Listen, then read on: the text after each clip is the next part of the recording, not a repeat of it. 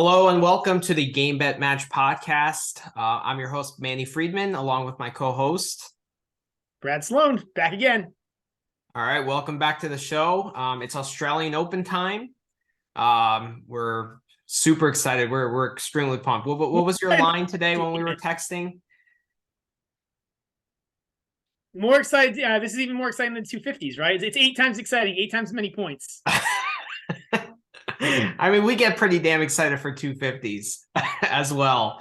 But yeah, this is on a different level. And the draw just came out yesterday, so we have plenty of study material. I think I studied harder for this than I have for pharmacy school. So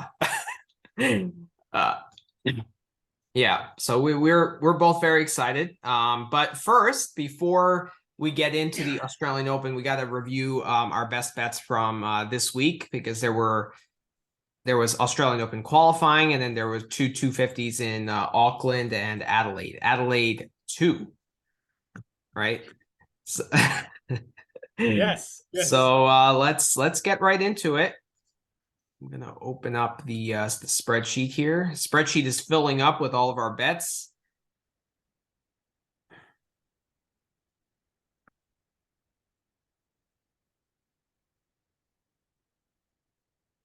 All right, here we go. So it's really filling up here. Let's go to Brad's best bets. So unfortunately on his screen we see quite some more L's than we did in the last yeah, we were hot for segment. a week, and this week was not good. Man, if you want to sum up those units there after where did we finish off last? Way up top. After Djokovic, right? Right. After Djokovic first. So we want to go 16, row 16 down. Yeah. You can see just how, if you just sum up that column the units. Yeah, a lot of -1s there. I don't. If you want to sum up row 16 down, we're going to talk about my stats because they're not pretty. So grab I-16 and scroll down. I-16 and scroll down. And then go down to the bottom. So you can see we are across 42 bets. We are -6 units this week. So we're losing 15% of our money that we're investing. So this is not good. And I'm gonna at some point talk about some of the learnings that I've had. I think this was a real go back to the drawing board week for me in a lot of ways. On the positive side, definitely had a lot of success hitting big favorite money lines. So like -300 and better. I don't think we've lost a single one of those yet, and we've had a lot of success, which is like kind of boring, but we have racked up a few units that way over time slowly, and that may be a lesson that like betting big favorites may be a good idea. We especially had success in the qualifying betting against the guys ranked like outside the top 500, like the futures guys, the wildcard guys who like really, there's one of my takeaways from the Australian Open qualifying is that all these challenger guys are like the same level, but the futures guys are not the same as the challenge level guys, which isn't like, I don't know, it's not overly intelligent analysis, but it's something. Although there was one futures that did make it to the main draw, Shang, who beat Verdasco. A little bit of a different story, right? Talking about Juncheng Shang, and we'll get into him a little bit, but he's an 18-year-old kid who just started playing professionally. He had been like some insane record. I think every single guy that had beaten him on the futures tour, it was like 2 or 3, he'd actually beaten coming back the next time he played them. Like his futures run was really impressive. He wasn't like a standard futures guy. Right. Anyways, all right. So let's start with Auckland. So I see here in the first round you bet Lestienne to beat Kachin, and that cashed. That was like the first morning on. Yeah, that was great. We were still hot then and still happy. So that was really good. We had a couple of really awful implosions. So Evans was just an implosion. He was up 5-2 holding set point in the second set and lost 5 games in a row. Not sure how that happened against McDonald, because McDonald's like, I don't know. He's probably this is probably a surface that suits him really well, quick hardcourt, but he still is McDonald's. Well, Evans did the same thing at the United Cup when he lost that 5-0 lead to Kubler in the second set. So yeah, it actually might be an Evans concern moving forward. Yeah, we might stay away from Evans, like either like do a fade/stay away because we don't like implosions.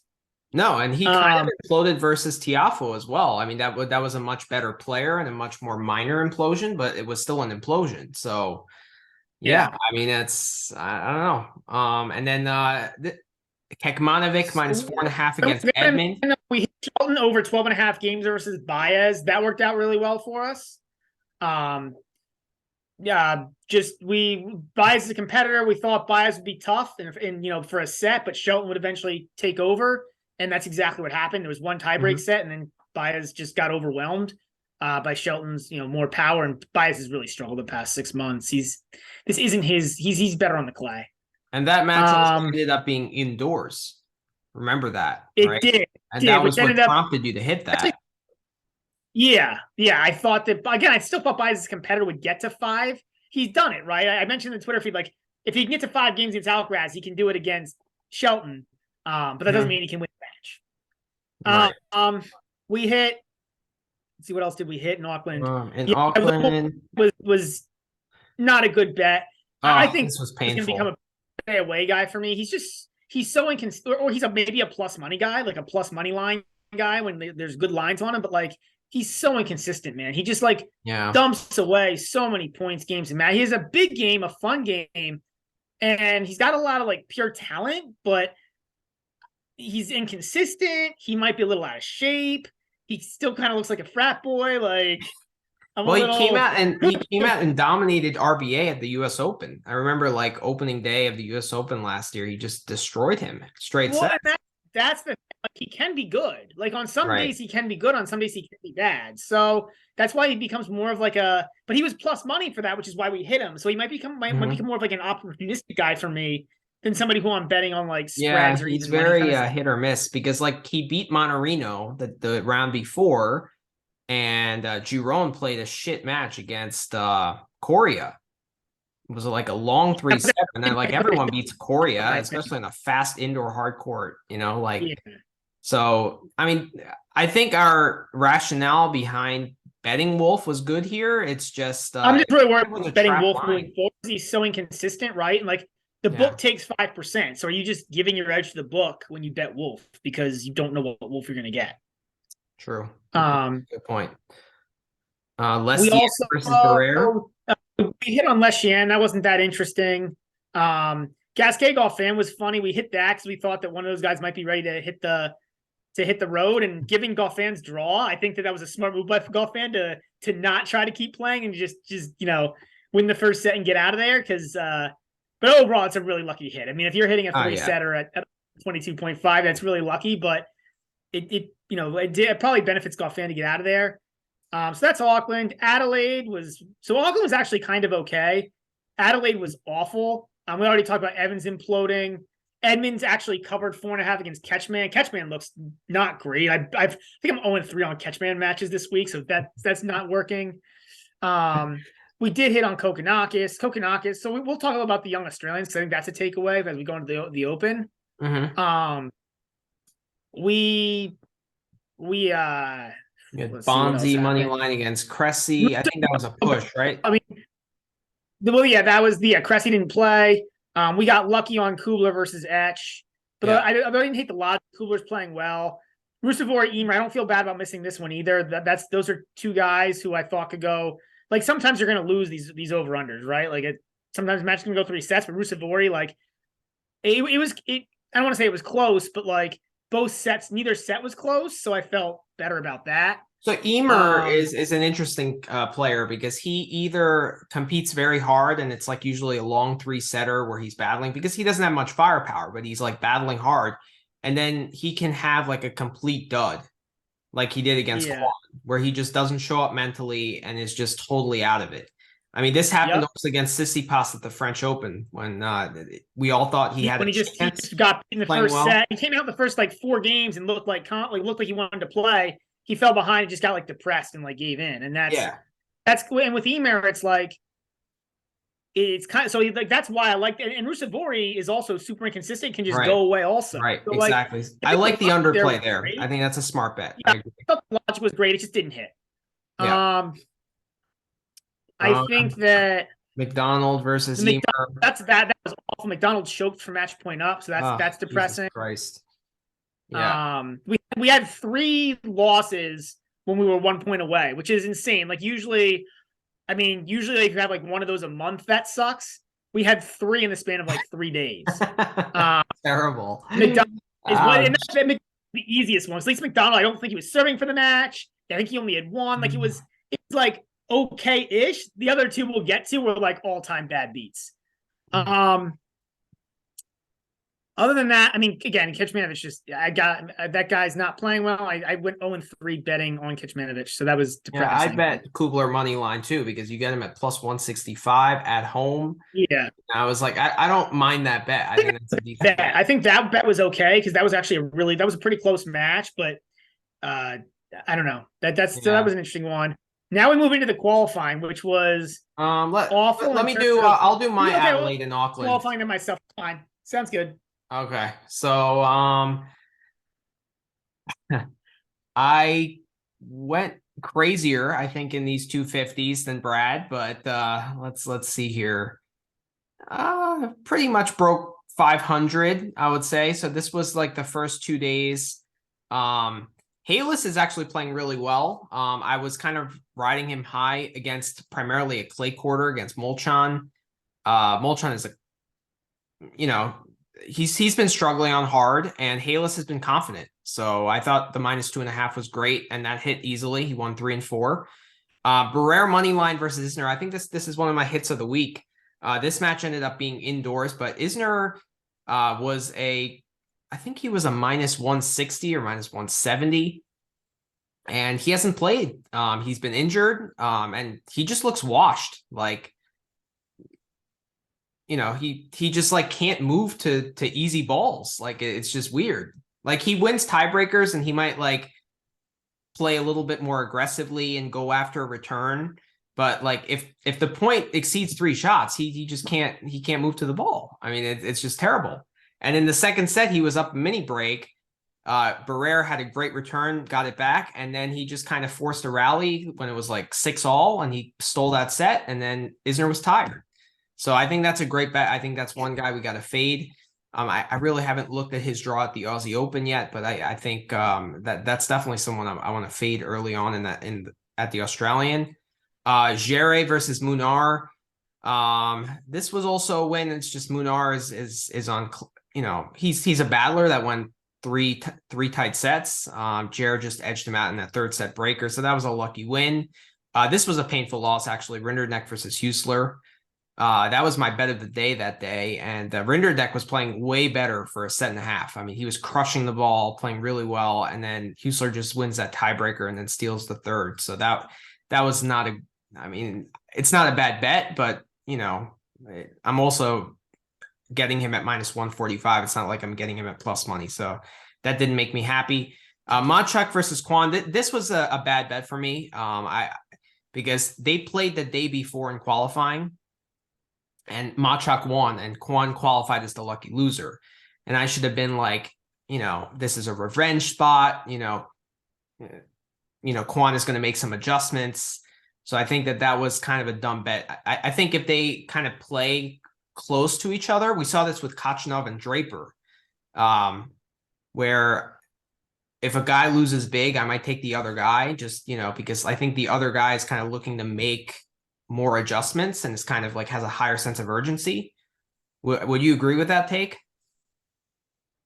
I think I might instead go with that the theory that 1H 2H match doesn't mean a lot. So if you see the book move the line as a result of 1H 2H match, I might take the other guy just because of that. I don't know that I buy into the whole revenge take. Like these guys play like I don't know, like these guys play so many, like I don't know, there's that many like bad blood rivals, like, I need to get revenge on player X, right? Like, they're all out there.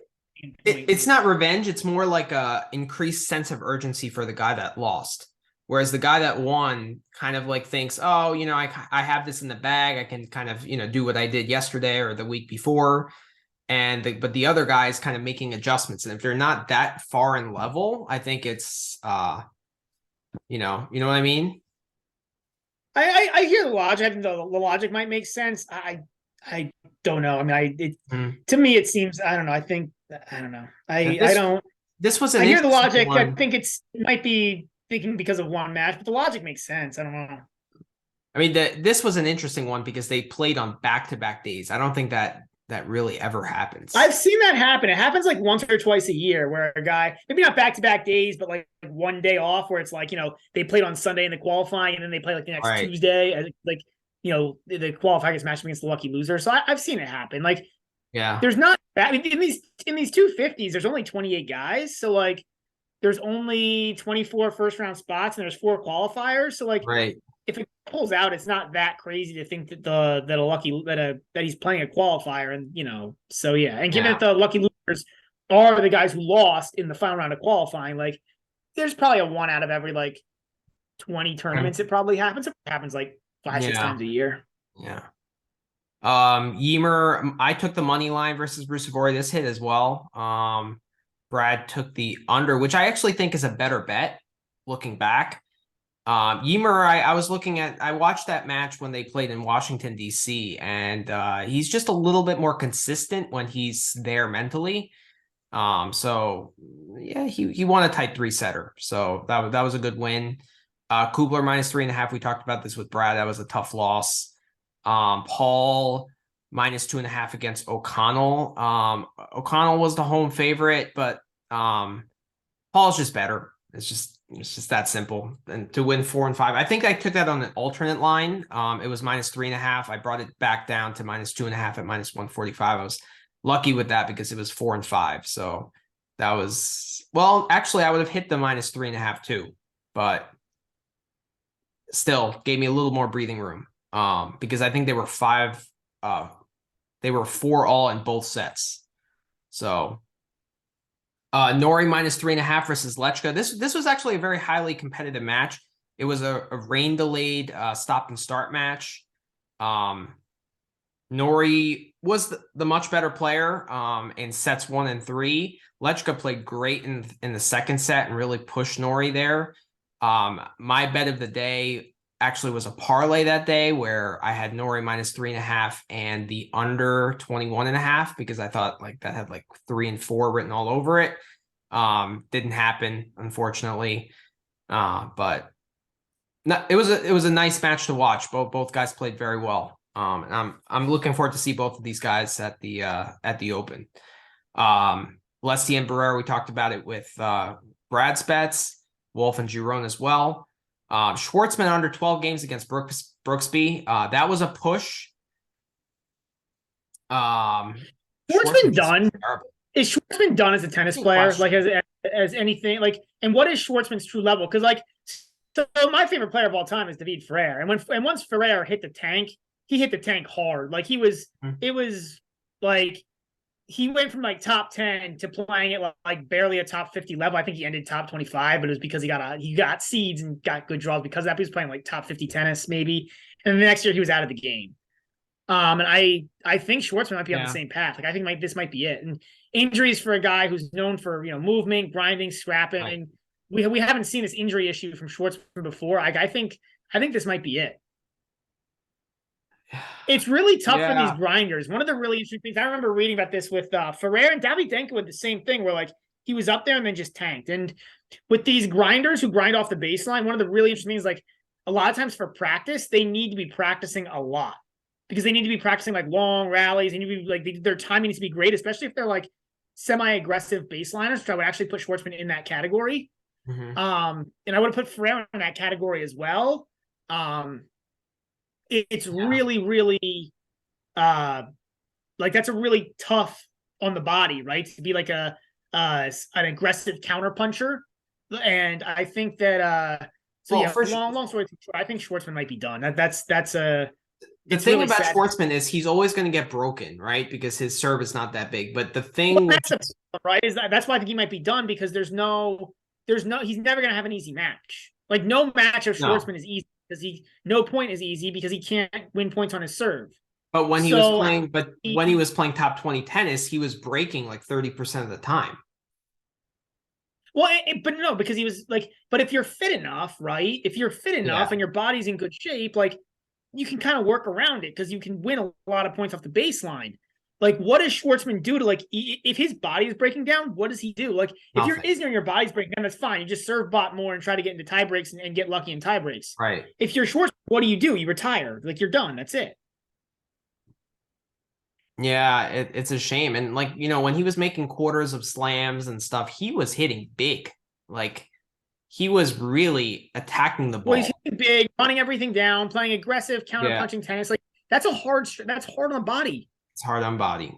100%. especially for a smaller guy. So like, there's not, I don't know, like, and granted, Schwartzman is ripped, but it's a lot of pressure on the joints. And It is. I'm not a doctor, so I can't really talk too much to it, but I can't imagine that that's good. But, even if he's healthy, but he's not like he loses maybe like 5% off the ground in terms of speed on the court and firepower. My point is like, yeah, big trouble. I mean that. But if he has to stay healthy, if the way for him to stay healthy is to practice 20% less or practice 20% less hard, he might be done. Yeah. He, like, if his timing's a little off, like, what does he do? And how does he get his time back without practicing more? And how does he practice without like doing further wear and tear on the body, which will then lead to injury? So I think he might be in a bad spot here. This is it'll be interesting to see if Schwartzman takes a long layoff, because I think he might need it. Like, I'm talking like he may need to take off like the entire. The problem though is like this is when he gets points. Like, maybe if you're, I don't know, maybe if you're Schwartzman, you take off through Miami and come back for the clay season and do the clay in the US Open. I don't know. I mean, if that match continued, I love where that bet was heading. Schwartzman under 12 games against Brooksby. Brooksby's a guy. Yeah, but the concerning is losing the first set 6-1. That's not. I mean, I'm sorry. I'm kind of stealing your thunder here from a betting perspective, but I love Schwartzman. He's my favorite player. He's my favorite current player. So I'm just sad to see. Yeah. I'm gonna have to find a new guy. It's hard. There's only so many of these guys that I can root for. It was Ferrer. Then I moved to Schwartzman, and I don't know. I don't know where to go next. So I'm kind of. There's so many of these guys that make top 20. Like. Yeah, like I might move to Munar, but like Munar, like he's out in the first round of every tournament, so it's kind of sad. Yeah. Maybe I can go to Korea. Korea. Yeah. I mean, if he plays the way he did against Giron, maybe, but so back to betting. Paul versus Draper over 22.5. That went under. Draper had a deficit in the first set, but then he ended up winning comfortably. He looks much better this week than he did last week against Kachanov. In the second segment, we'll obviously dive deep into his first round match against Nadal, which we're excited about.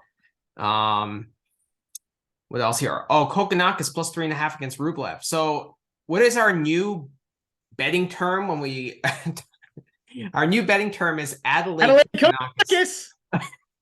I can only think of one other example of a player like this that's been like amazing at one tournament. I'd love to hear. Do you have any examples of this, of a player who can do well at like one tournament and nowhere else? Like, there's maybe United States, there's maybe US Open Tiafoe. Okay. I've got one. I've got one that's even crazier than Kokkinakis. I don't know if you can think of it or not. Let me think. Jack Sock Paris. But that's a one-time run, right? There's nothing backing that up. He made semis or quarters. Oh, yeah, so maybe Sock in Paris. All right, there's Sock in Paris. All right, let's hear yours. Estrella Burgos in Quito. What? Yeah, he's a 2-time Quito champ, I'm pretty sure. He might even be. I gotta look this up, but Burgos, yeah, man. Burgos. All right, that's not who I was thinking of. I finally got Manny on a tennis history. I never get Manny on a tennis history. Burgos in Quito. Okay. Yeah, man. I gotta look at. He's at least a 2-timer. He might be a 3 in Quito, and obviously nowhere else. I was gonna say, I mean, prior to this year, I guess you could say Fritz at Indian Wells, but he's actually backing it up at other events. 3. He won Quito 3 times. 3 times, 3 back to back in Quito. Yeah. Okay. All right. He might be a step above Kokkinakis, Adelaide Kokkinakis. Here's the question, right? Like, if we have a tournament between like Paris Sock Adelaide Kokonakis, Estrella Burgos and Quito, and playoff Rondo. Who wins that? Playoff Rondo. The quarters a quarter court clay, quarter court hard, quarter court indoor, and quarter court wood. I probably have to go with Adelaide Kokonakis. I'm going Estrella Quito Burgos. Okay. All right. That's fair. Well, I guess this is something fun. So we'll keep track of like players who only do well in one tournament. I think that's a fun thing to keep track at some of. point, go through bracket and pick our winner. All right. So I mean, that was a nice win against Rublev. He just kind of used his crowd to the advantage. Rublev actually doesn't look good. He hasn't really fixed a lot of his weaknesses that we kind of criticize him on. Like he just grips and rips from the baseline, but there's no transition game. There's no like real thought to his game, So when he's struggling, it's really tough. Plus, I don't know. I mean, he did have a good end to the year, but I just don't see the upside with him. So that was good. Now continuing in Auckland, Nori versus Jerome -3.5. Another great match where Jerome played a terrific second set. So he covered easily, kind of like against Lechka. But the second set was a tiebreak, and Jerome did play very well. I thought that also had like 2 and 3 written all over it, but it was closer. Manny, I love how he beats Lechka by 4 games when you have it -3.5 and you call it an easy win. It's good to know that fair point. Every easy win. Fair point. That wasn't actually nail better. I actually got these matches mixed up. I thought that I thought they were both like 1 and 2 in the first and the third, but they actually weren't. The Lechka one was close all around. So, good point though. Good point. What else was there? Halis versus Brooksby yesterday. Excellent match. I was riding the Halis high. You could get him at plus money. It's actually a matchup that Brooksby kind of likes because Halis kind of he's an aggressive baseliner, right? So he's gonna just get a lot of balls. I haven't watched. Yeah, go ahead. Sorry, keep going. No. That's pretty much what I was about to say. I haven't watched much of Halis. From what I've heard, he really hasn't fixed the holes in his game though. He's just bombing the serve better and hitting the forehand harder. Like that's been his strategy to get better. So it's kind of interesting. Like most guys fix the right. We just talk about Rublev not fixing the holes, but like Halis looks like he hasn't fixed the holes either. From what I've heard, he's just bombing bigger. But I mean, he's more consistent too, and he's actually moving quite well. So is he being better off the backhand? Yes. Yep. Yeah. So. No, I mean, he's lost the last 2 matches he's lost 7-6 against Djokovic and against Brooksby. So he struggles when the player just gets that one more ball back, which is exactly what Brooksby and Novak do. Novak obviously at a much higher level, but so there were some points where Halis was dictating and Brooksby would just throw up a lob. It would land on the baseline. And he'd just get frustrated and miss the ball instead of restarting the point. So, and that's what cost him in those tie breaks in the key moments. So very interesting match. That could have easily been 7-6, 7-6 the other way. So I don't regret making that bet. I think that was a great match. Jerry Lestien over 22.5. I actually slept through this match. I wish I didn't.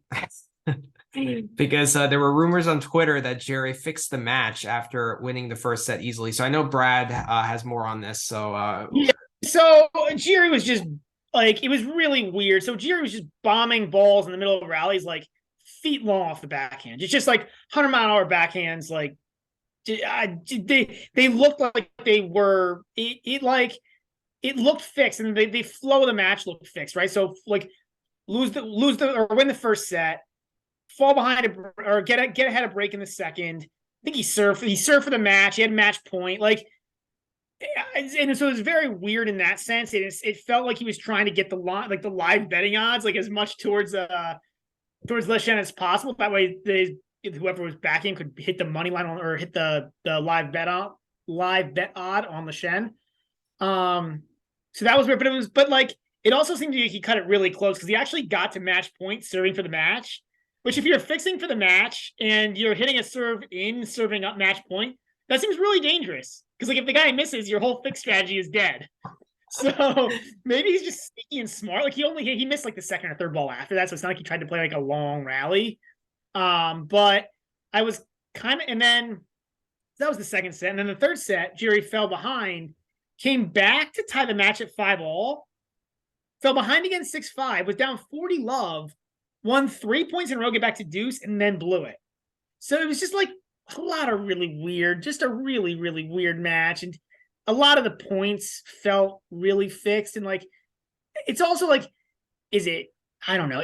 But it wasn't as fixed as like sometimes you see stuff on the Challenger Tour that's like really obvious fix. But like maybe Jerry's just better at fixing matches. I don't know. And then obviously Leshen was hurt.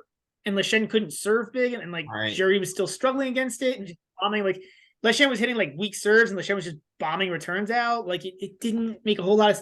But like I don't know, maybe he just lost his head. Like I hear the rumors. I mean, obviously, I'm not like tennis match fixing is tennis is it match fixing in tennis is a problem, and that seemed bad. It did not look good. But that said, I mean, it wasn't like it wasn't like I don't know, but it didn't look good.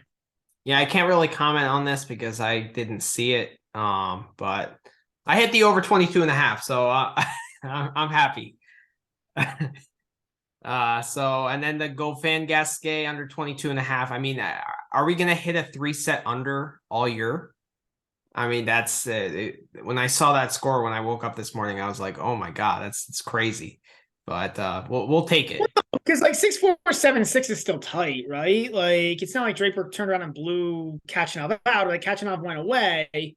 I'm talking about I'm talking about the Goffin Gasquet. Oh, Goffin, yeah, that was weird. But I guess it's two guys without big serves.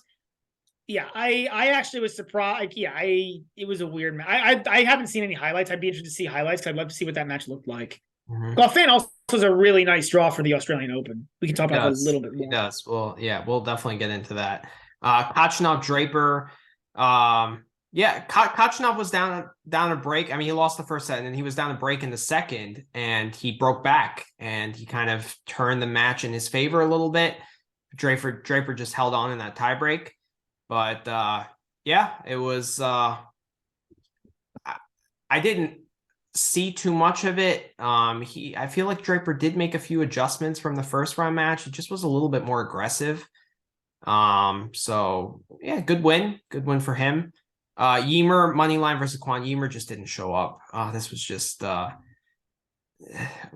went into this a little bit earlier. I mean, he just kind of threw the towel in mentally after getting down a break in the first. Like, and this is the Emer problem, right? Is like, will Emer play? Like, will he show up like to win, or will he get?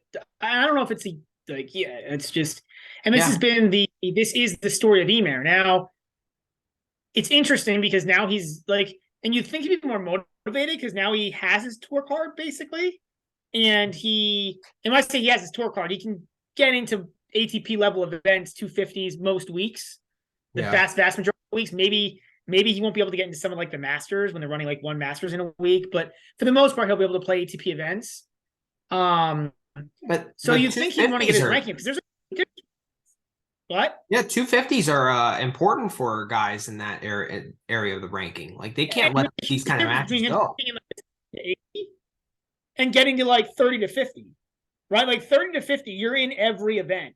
60 to 80, like sometimes you still have to qualify, sometimes you don't get in. Like, so I would think he'd be motivated to get that next level up, but yeah, he wasn't. I don't know. I mean, I don't think he's like looking to get to Australia. You know, like these matches are important for him. You could say it was fatigue from playing qualies and then having a couple 3-setters, but there's no excuse for going the way he did and losing to Quan 1 and 2. So that was just disappointing. Davidovich Fokina plus 3.5 against RBA. So this was more about I was kind of disappointed with RBA for losing a set to Hase, and that's why I took ADF. You know, ADF is a step up to Hase for sure. So I was like, you know, two Spaniards, they probably know each other pretty well, but just ADF just makes too many errors. Like he's just too erratic, you know. So not the best bet. I don't know. Yeah. I mean, Hase can be flashy, and like I could see how he could win a set against RBA, but you know, ADF should make it a closer match. I mean, he's also much better on clay. I don't know, ADF. I tend to take him more in, or think higher of him in best of five. I think he's fit as a fiddle. The guy, like it's never fitness, which dampens his chances. It's more like consistency and just like mental fortitude, just being disciplined. Although didn't he cramp at the U.S. Open against Berrettini? Yeah, I seem to remember him. that was fourth round though, after playing like a couple five setters prior to that. So it's not. No, it was. It was. I mean, he's fit. He's fit. I don't know if he's as fit as a fiddle, but he's fit. Yeah. Yeah. And that's it. I mean, let's go into today. I know I have Norrie minus 3.5 versus Brooksby. They're actually playing as we speak. Norrie won Norrie's up at 6-3. I think they're on serve in the second. And Brooksby. So we're looking okay there. I tailed Manny there with the exact same bet. Mm-hmm. Brooksby broke to start the second set, and then Norrie broke right back. Well, it's not surprising to see a lot of breaks in that matchup, right? Like that's going. That's going. I think the number, the over under on breaks was like 5.5 or something, which is quite a lot for a too much for a match with a 3.5 money or spread, which means it's probably going to go 2. So 2 sets meaning. So yeah. I also hit the under 22.5. I thought that would be okay. I actually think this is probably a good bet as well. I was a little worried that Brooksby might pull out a tight set, but with how often Brooksby still gets broken, and I'm not, you know, I was a believer that there was going to be at least one like 6-2 set for Norrie, because I think Norrie's like he's a better version of Brooksby. Mm-hmm. So I thought there'd be at least, or I thought there was a good chance of a 6-2. So I think a potential scoreline here is like 6-3. So Norrie won the first set 6-3, and I think there's a potential scoreline that says like 6-3, 6-7, 6-2, which is an easy cover for Norrie, but it doesn't hit the under 22.5. But right. I don't think it was a bad bet, Manny. Like, well, that's how Norrie, you know, played the last 2 matches. He lost a tight second set against Lechka and Giron. So I just didn't want to bet both of them. Harder set for him. Yeah. But yeah, I mean, I was just anticipating a lot of breaks and some lopsided sets, so that was my rationale behind that. In Adelaide, by the way, the other Auckland semifinal, Lestienne and Gasquet, Gasquet has moved on to the final because Lestienne withdrew with the injury. To me, that was a total stay away. Even if Lestienne was healthy, I just didn't know how to play it. I know, shout out to Tidbits Tennis on Twitter. He kind of gave me some advice. He said he was thinking about live betting that if they did play. So good, we can all stay away from that and move on to Australia. In Adelaide too, Draper minus 3.5 against Kwan. Draper just played Kwan last week, right? And was like killed him 1-2. That was a beatdown. So and Draper is the better player by a significant margin. It's not like Draper and Kachanov where they're kind of even in level. Like there's a significant talent gap here. Yeah, I did the same thing as you here, man. The only thing I did differently is I took Draper and straights. And I just got better money on it. I think Draper and straights was plus 105. So that's the only reason I did that. Otherwise, I would have if this was better money, I would have tailed you on this exactly, because I think you hit on the head. Good bet. We're looking forward to that. Bautista Agut and Kokkinakis. So this is popcorn match for me and Brad because we disagree on this one. Yep. So yeah, man, I guess you can go first, and I'll give you the other side.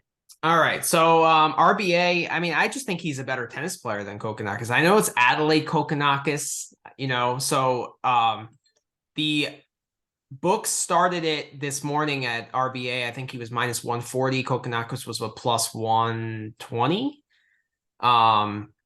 And then the line moved in Kokkinakis' favor. But you put this match anywhere else in the world, not Adelaide, RBA's easily minus 180, minus 190. There's just no questions asked. You put it on clay, he's probably a minus 250. You put it in New York or in Cincinnati, and he's probably minus 175, minus you put this on clay, and it's probably crazier than that. Like Kokkinakis. Yeah. This is, so I agree with you that RBA is the better tennis player. That's not the issue here. Mm-hmm. This is Adelaide Kokkinakis, and this is me taking Adelaide Kokkinakis instead of the normal Kokkinakis. And then the other thing is, and you're right, Manny, RBA is a pro. Mm-hmm. But that being said, like Kokkinakis needs this match way worse than RBA.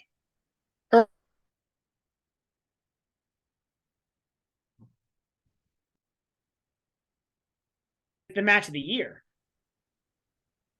right? I mean, maybe not this, but if he needs to win this to make the final and then have the final be the match of the year. But like, that's like, this is a huge match for him.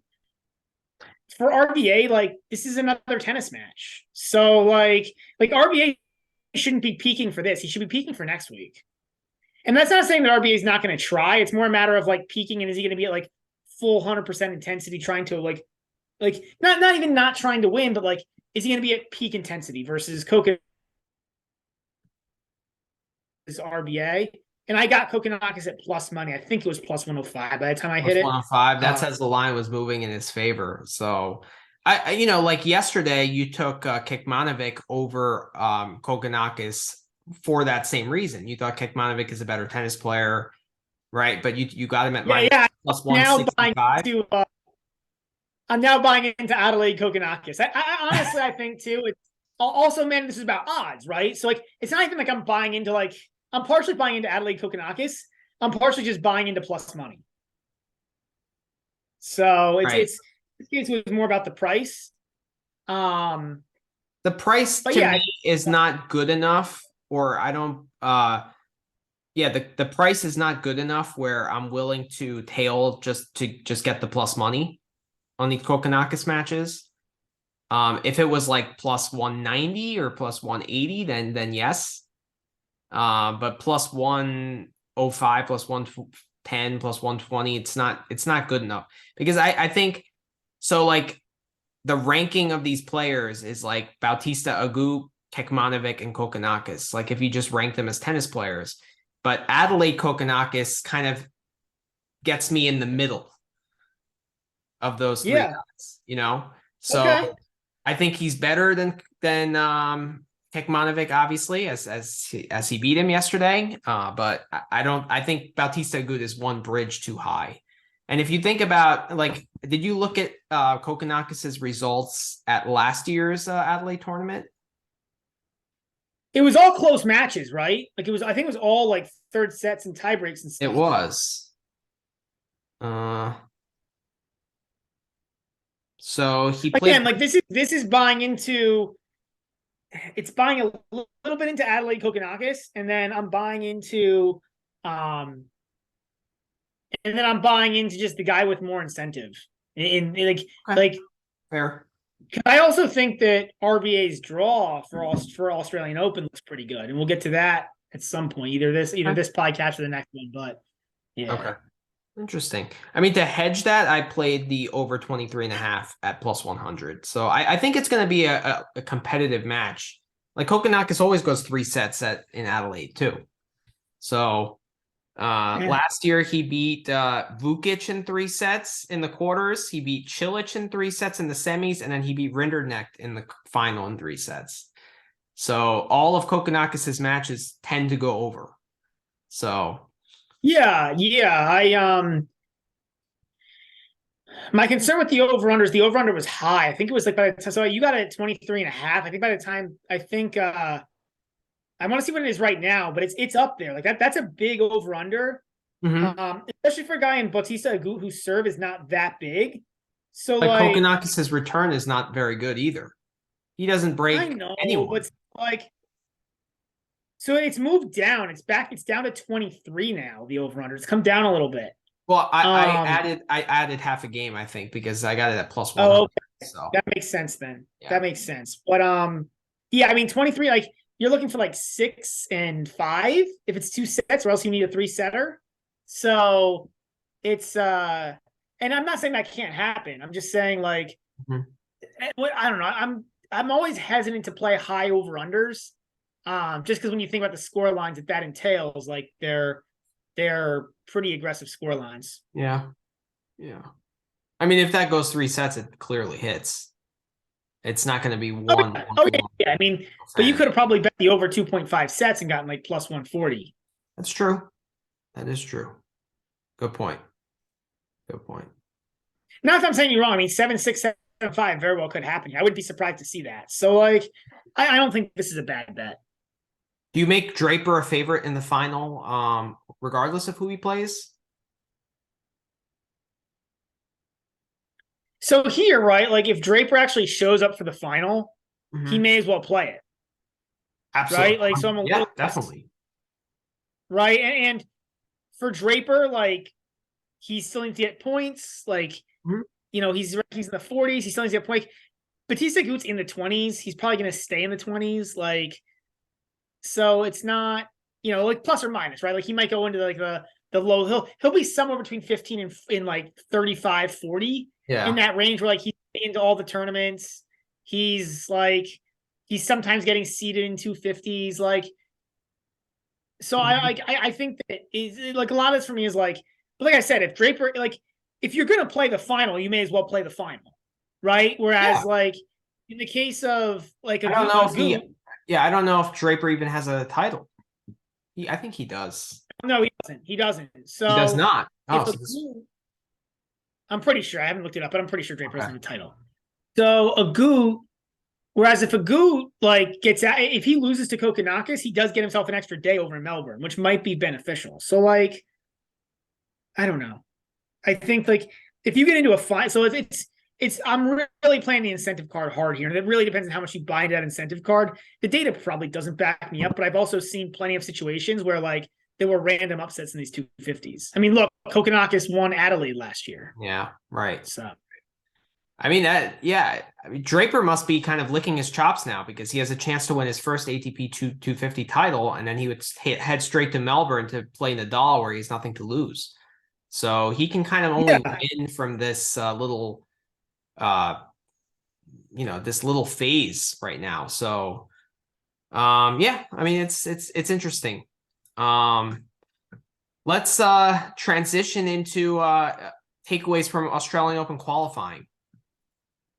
yeah. So I guess if you want to go back to my bets, or Yes. you can start with your bets, Manny. I'll No, go to no, no. mine. We could let's do yours.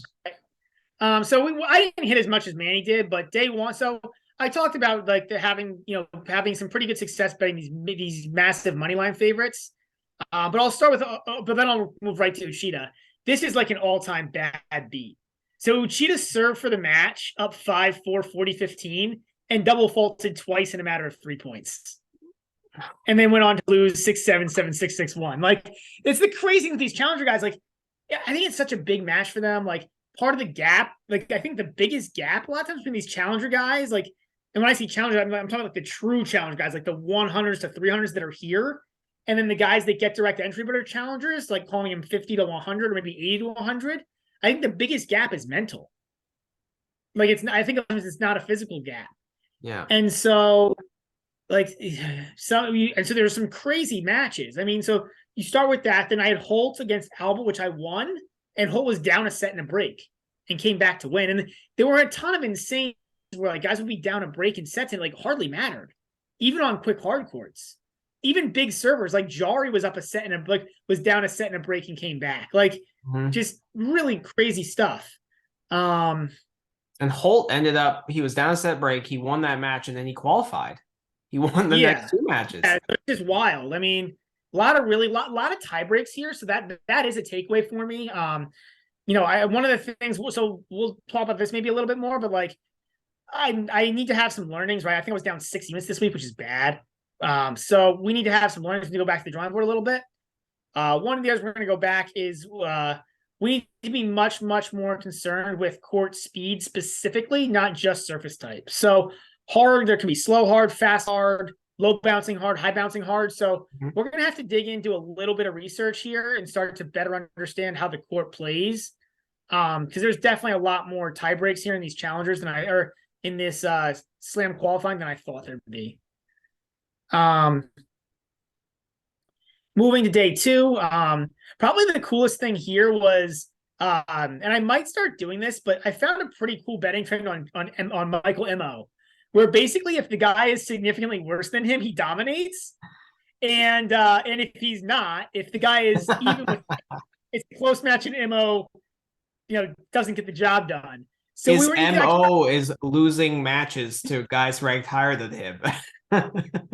Tight, and it's tight losses. Like he can't, but if the guy is worse, he dominates. It's like 11-2, 11-3. Like it's insane stuff. So but it fits his name. It's his MO. His MO is MO. Exactly. You got it, Manny. So I actually posted that on Twitter. So I don't know if you stole that from me or not, but that I actually. Oh, really? That was your line? Okay, maybe I didn't see it. We've been tweeting a lot. So you get credit. You didn't see it, so you get credit too. But okay. anyway, all right.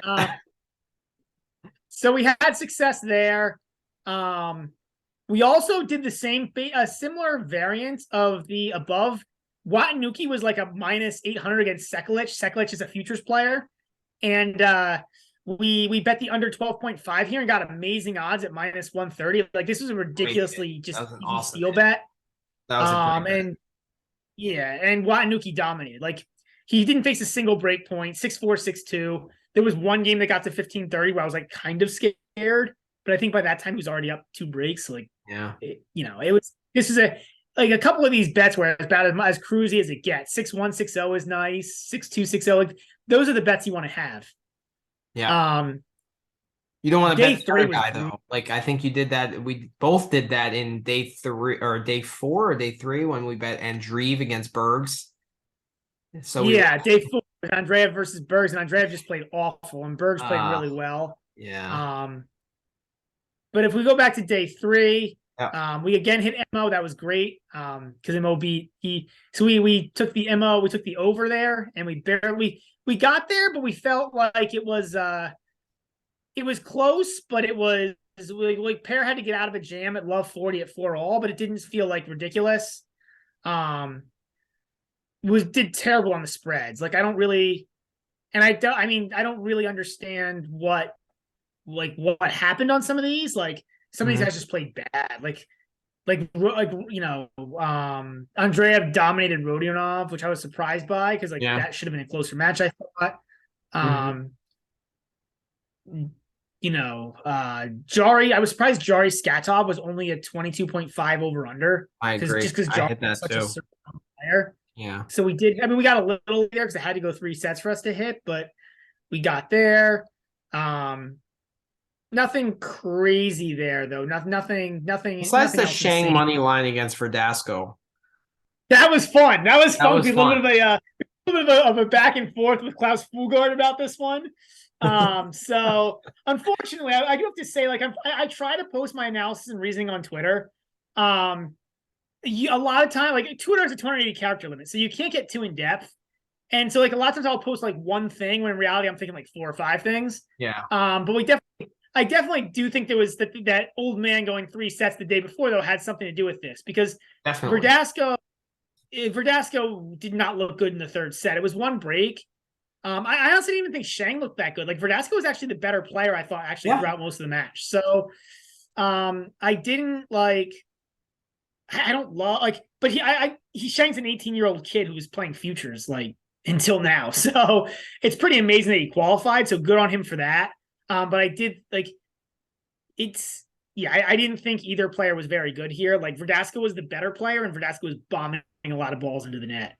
Yeah, it's also sad to see because like I just want to forever watch Verdasco bomb forehands. And I'll never forget the tiebreak against Nadal. Like that is one of that's like the best 10 minutes of tennis somebody's ever played. Yeah, I wouldn't disagree with that. That was absolutely amazing.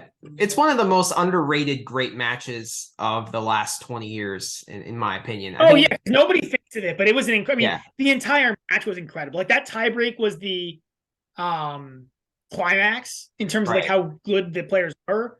But that was an incredible match. Yeah, the couple points that Nadal was just scrambling for his life and, hit this crazy banana shot. And then it was just insane. Like there were a lot of like 5-set classics, but if you have to compare like the Nadal Medvedev final last year to that Nadal Verdasco match, like the quality of that tennis match was just Oh, the high. quality of that Nadal Velasco match is amazing. Like Insane. I have watched Insane. the highlights of that many times on YouTube, Yeah. and the only And only watch the highlights is because I don't have it taped.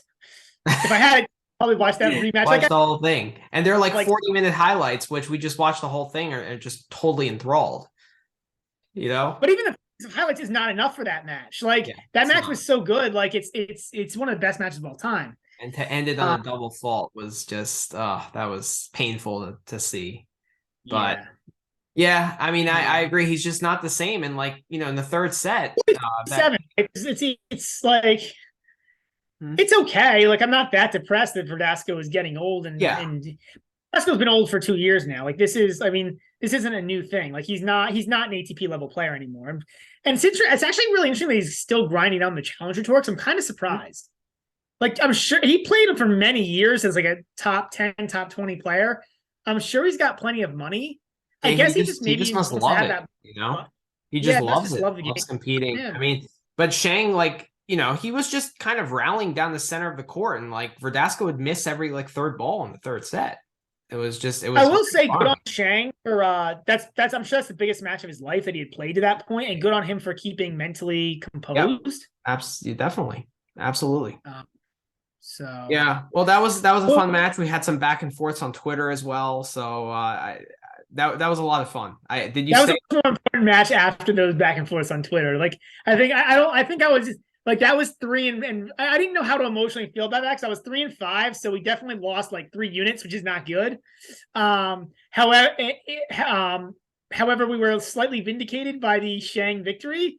But then Verdasco was out. So like I always want to see Verdasco qualify for the Aussie Open. So Yeah. not Yeah. sure I how I mean, feel. you'd have had to win another match, which who knows? I mean, They're tough, better. It would have been tough. yeah. And But then the Shang did, last day of qualifying. yeah, Shang did kill Piros. We'll just stick with Shang. I didn't watch that match, but it was like 4-2 or something. He killed Piros, which is I hit that because I thought that like Piros is another young kid. I think he's a Hungarian. Mhm. And I just thought that one of those guys would not show up. I actually thought it was more likely to be Shang, that Shang would be mentally and physically exhausted. It turned out to be Piros, but that's what happened there. Yeah, Pyrrhus Offner was. low. I saw the match. Pyrrhus was tight, and then but Shang got tight late in that second set, and that could have gotten complicated. He was up 2 breaks, so he had an insurance break, but Pyrrhus got 1 break back, and then I think he got to 30 all on in the 5-4 game, and then he just couldn't convert. But like you could tell Shang was getting tight. So it was quite Yeah, interesting. I think I live bet that match. I put like quarter of a unit on Pyros because I thought he could make that complicated, but that didn't happen. Yeah. yeah. So Offner locally is one of the worst bet. Like that's probably the worst bet of the week. So I Oh, had the over, painful. and Offner was up 5-3 serving for the second set, and he had 3 set points serving, and he blew it. So that's It's just tough. that could end up being the bad beat of the year. I mean, it's just amazing that's the third beat I've already had in 3 days. That is that had Matt like point like it was 1 point away from hitting the bet for me. So Brutal, man. and Brutal. were multiple points serving. Like that just doesn't happen. So just brutal. Um, we hit on Vukic over 12.5 versus MO. So this was another variant of the MO for MO where you take him to lose a tight match. Basically, I just looked at it and I was like, what is the best odds? Like between like what is the way that MO can lose a close match, and like how do I get the best odds on that? So hit that. So was Vukic ranked high enough where Mo just can't beat him? He's like, yeah, he's in the top 200. I think he's like in the 150 Okay. So it somewhere. So has to be like out of the top 300. Yeah, out of the top 300, you bet MO to win, like whatever the spread is, you One. take MO. Like whatever's the Okay. best bet is to take MO winning by a mile. If it's like top 200 to 250, you take MO to lose a close match. So he can't win any close sets. So the sets that he wins are always like 3-2 or 2 in love. Yeah, I mean, he's still wins some 6-4 sets, but like, yeah, Okay. but he doesn't win very many 7-5 sets. Okay. And didn't he double fault multiple times to lose that match or something? Yeah, I think he double faulted at least 2 or 3 times in the game. He got broken at 5-all. It was I think it might be 2 doubles there. Like, because I think, man, I think you bet that somehow there was something. I think you needed Mo to hold that game. So I bet the over 22.5.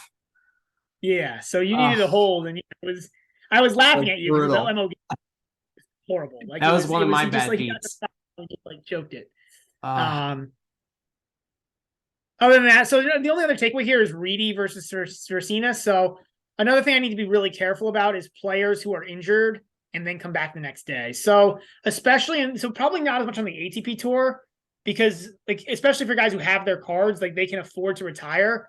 But in these qualifiers, like these guys, I mean, I've seen some crazy. I used to go up to this open qualifying. I've seen some crazy stuff. I've seen a guy not be able to walk and like get to a third set tiebreak in a match, like just by literally like one arm just smashing serves and like praying to win the point. And he lost the tiebreak, but he played a whole set and got to a tiebreak. The point is like these guys need to win these matches so badly that like no matter what happens to them, I think it feels like they'll play like injury wise. And so you need to be really careful if guys are hurt because if a guy's hurt, like he's obviously not going to play as well as a guy who's healthy. So something to keep a lot of track of for these matches. Reedy did play a tough match the day before. I think and I heard he had to take at least one, twice. if not 2 MTOs, medical timeouts. Yeah. So Yeah. definitely something to keep in mind. Yeah. Yeah. Stricker money line. That was a little disappointing because Stricker had a great end to the year. I also bet him on the money line. I think in a parlay. Yeah, this was a match. This was 2 tight sets, and Kuakad's not bad. Like he does sometimes show up. I thought Enzo played pretty well in this match. I watched some of it, so it's tough. Stricker also like he played well at the end of the year, but he still has a ways to go too in terms of fitness. Yeah. Like he could get a lot strong. He's a young kid. He could get a lot stronger. Mm-hmm. He can improve his movement. Talented ball striker though. What? Talented ball striker. Oh, very, very pure, clean ball striker. Yeah. Oh, yeah. Yeah. I mean, like, Yeah. I think there's something here with him as a player. Like, Yeah. that's not. I just think he needs. I think he's young. I want to say he's like 20 or under. 20. He's young. Yeah. He was in the next gen finals, and I think he made the semis. So I think so. Yeah. So, he Draper there. I think played well. Yeah, it's tough, man. Tough. So These 20-year-old kids wait. playing against Breaking news. Nori won 3 and 4. Come on, Let's go. So let's go. We cashed down. We cashed the overall for the 3.5, so far. and I cashed the under. That's amazing. So good on you, Manny. Yes. Let's go. On you. All right. Very nice. And I'm just excited for that Draper match, the Draper match to start. Yeah. Oh, is that starting soon? It has to be, man. Maybe. I mean, I think there was a WTA match on before it. Okay. Meanwhile, for me, a lot of the same takeaways. We're not going to get into all of these. I was high on Jan-Lennard Struff. I think I bet him -3.5 like every day. And that actually paid off because I mean he's he's been in the top 25, top 30, and like when he played Davis Cup last year because Zverev wasn't there, he stepped into that number 2 role and he was rolling these guys. So that was a big reason, and I think he hit the -3.5 in every game, in every match. So that was something I liked a lot. I like Purcell as well. During this qualifying, I think I bet him in the last. Let's see.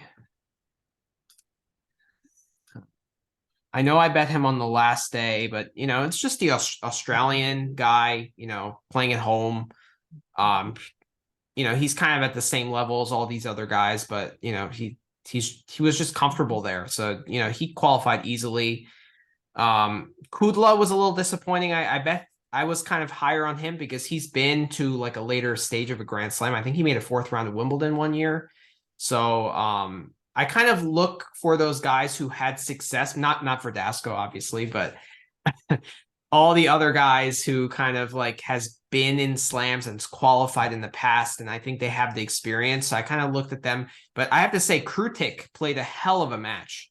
I mean, he was down a set and he just was playing exceptionally well. I saw the second and third set, and I was quite impressed by him. And I think he plays a guy, I don't remember who he plays at the. He has a pretty good draw, Pretty Krudik. good He's somebody draw, who yeah. a potential man in that tournament in the U.S. Open, like a live. Or not the U.S. Open, Australian Open. He's a live qualifier. He's not dead money. Yeah, he's a live dog, and I think I don't remember who he plays, but I remember seeing it. Yeah, we'll get into it. I think in one of the future casts when we talk about.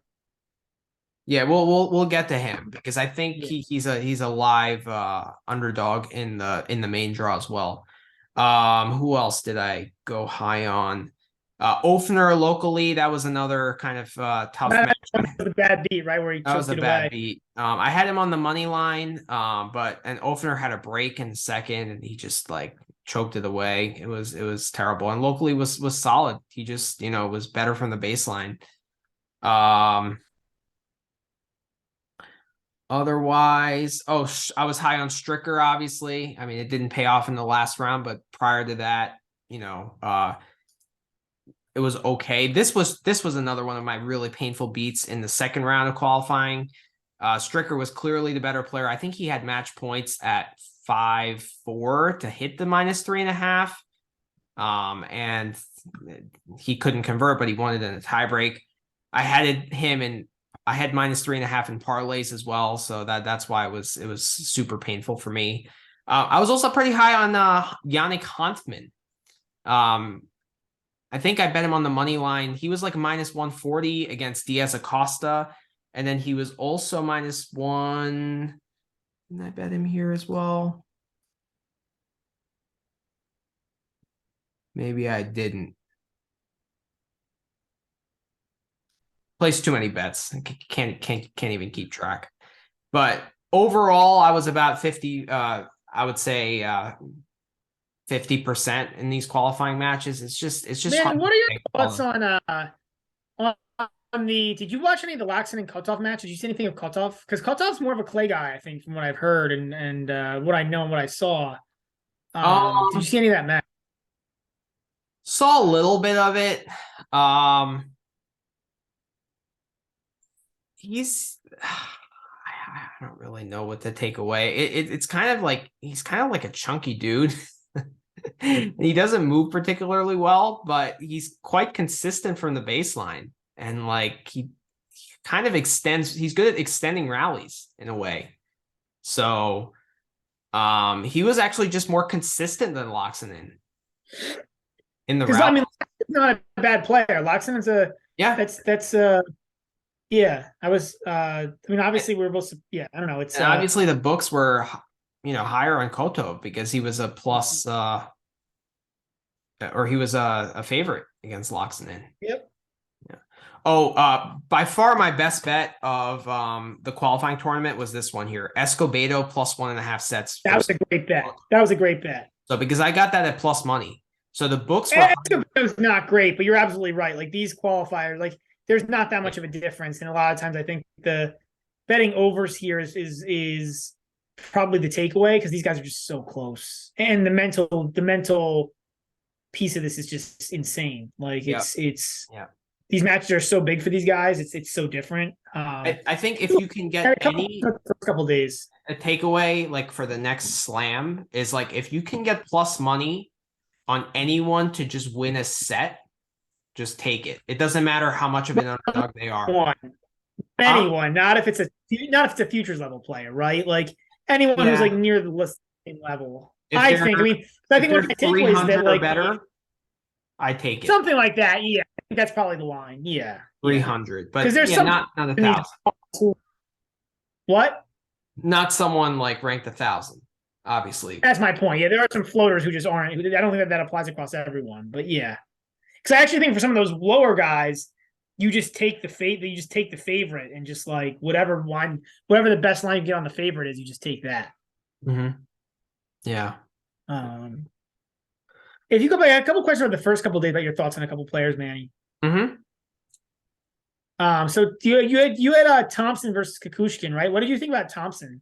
Because he's a guy, or no, Duckworth, my bad, Duckworth. Because Duckworth. he's a guy who's like a ATP player. Yeah, so this was an interesting match because there were two guys who have played on the ATP tour that were in the qualifying. So Kukushkin is just, he's unconventional. He has very flat shots, right? And he has good rally tolerance. He's kind of like a way poorer version of Nori is probably the best way I can describe him. So it's slightly McDonald. Yes.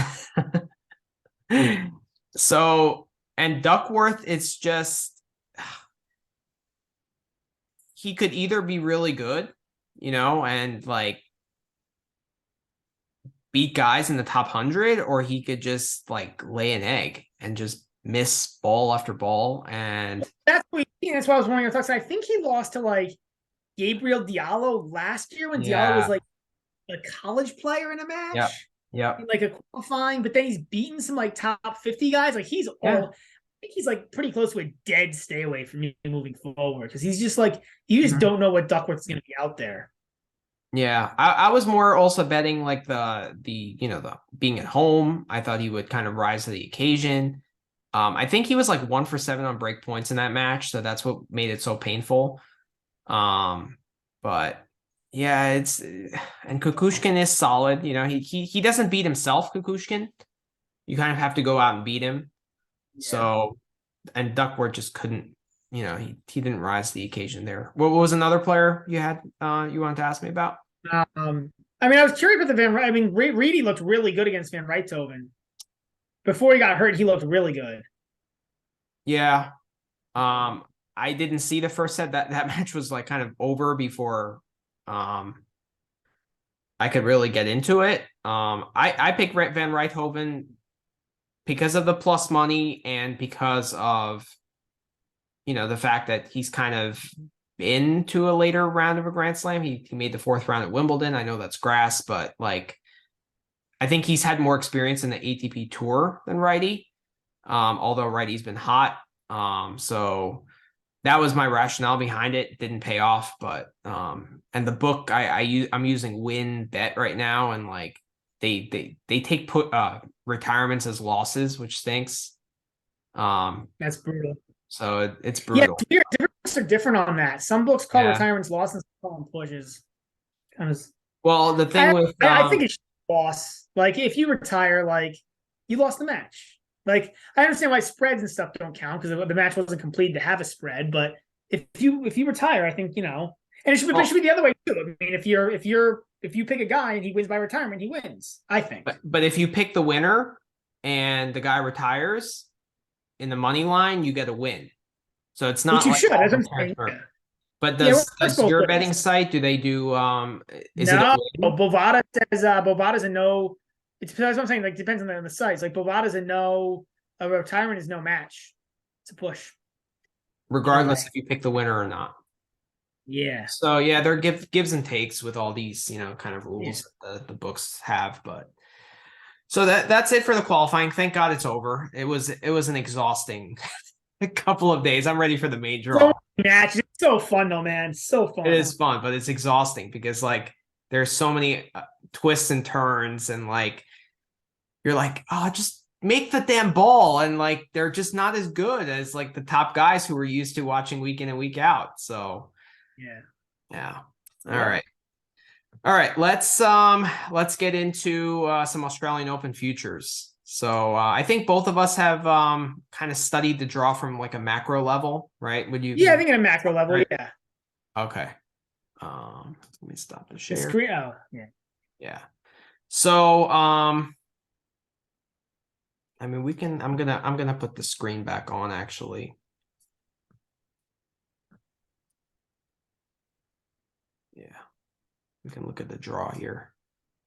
All right. So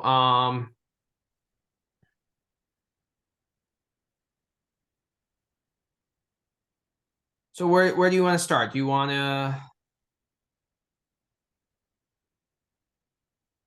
Do we want to talk qualifiers first? I think something we're going to talk about, right? We want to start since we just talked about qualifying. We want to transition into talk about the qualifiers and where they're on the draw.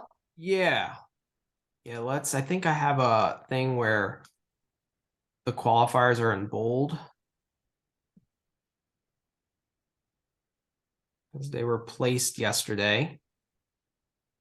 Yeah. Yeah, right here in red. Yep. So in the top half we got Sprina, and then we got Shang, we got Escobedo, and we got Watanuki. Um, Shang plays Oscar Ote. You think he's got a chance there? No, I don't think Shang's. I think he's one of the work. Again, good on him. An 18-year-old kid qualified. So Right. now I mean, but he's not a slam level player. I don't think. I think Agreed. he got Agreed. from what I watched, it was the Verdasco match just wasn't pretty. I didn't think. Agreed. Agreed. Escobedo against Daniel, Taro Daniel. Maybe, but I think like Taro Daniel's just a better version. Like I agree. Daniel's consistent, tough competitor. I think I think Daniel gets there. Yeah, and Although I even haven't seen too much of his results yet, so maybe he's got a shot in that first round, but I still doubt it. Escobedo's not that good either. His ranking's like the 200s right now. Like your bet to say for him to win a set was good because he qualifies as good enough to bet to win a set, but this was another surprise. And he was plus 300 to win that third round qualifying match against Kotov outright, which he did. So to win a set at plus money is great.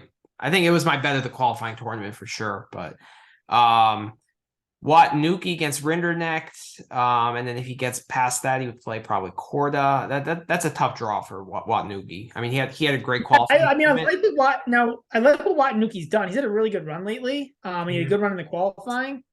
But Rinderknecht is actually a pretty tough first round opponent. Like he's not the toughest, obviously. Like you could get a seed, and most of the seeds would be tougher. But for an unseeded guy, Rinderknecht's pretty tough. I think that I don't like his chances there. Yeah. Huntsman against Hijikata. I mean, he could win that, but like it's a tough section, like being in like Tsitsipas' little section. Well, there's no way he beats Tsitsipas, so Right. he's got a chance to maybe win one round. Yeah, this match Kotov, Kotov is actually a lucky loser that got placed to play Talon Griekspoor. So well, the guy, just won Pune. Right. Um, No qualifiers in that bottom 16. We got Max Purcell against Emo Risivori. I think. So I think to continue on the Hanfman, I think Hanfman has a chance against Rinky. You do. Like Rinky's not. It's going to be an ugly match, but Rinky's not very good either. Like, yeah, I'm interested to see the lines in that match, but yeah, I could see. I mean, Rinky a lot of balls. Hanfman can as well. So like this could be an ugly match. Like, but it could be Hanfman has a chance. I think Kotov probably has a chance against Griekspoor. I mean, Griekspoor won Pune, but I don't think so. So I like what I saw from Griekspoor in Pune. So I don't see that. Yeah, I didn't see as much of it, so I think I'm just going based off of that. Like up until then, he didn't have great results for Griekspoor, so like that's why I was kind of thinking that. And Kotov, yeah, you're right. And it's also this court doesn't suit his game well. I think you need to be a quick player to succeed on these courts. So I'm gonna go with your take. I think you're right. I think Griekspoor's I don't have much of a I actually chance. think he gets out of that little section, Griekspoor.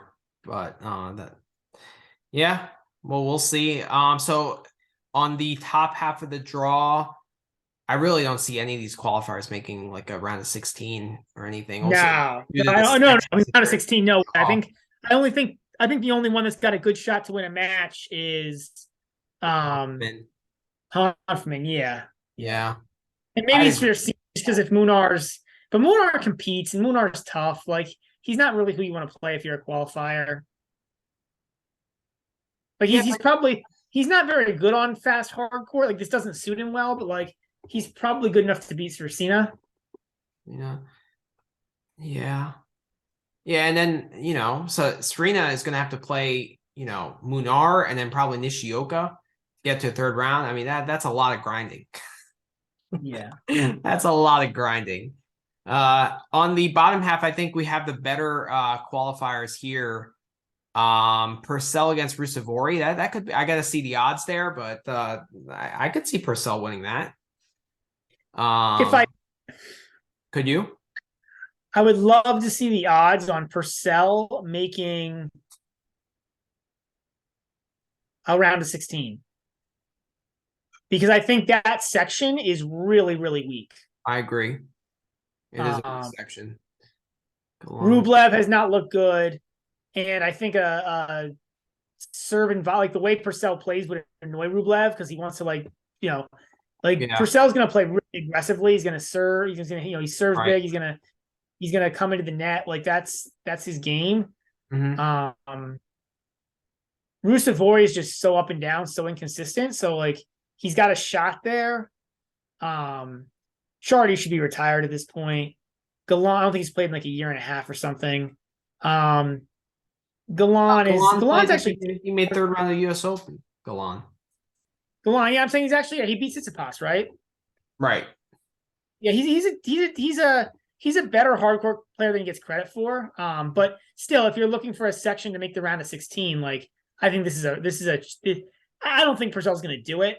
Like a lot's got to go his way. But like, I don't know, if you gave me like 100-1 odds or something for him to get to the round of 16, I might take it. Yeah.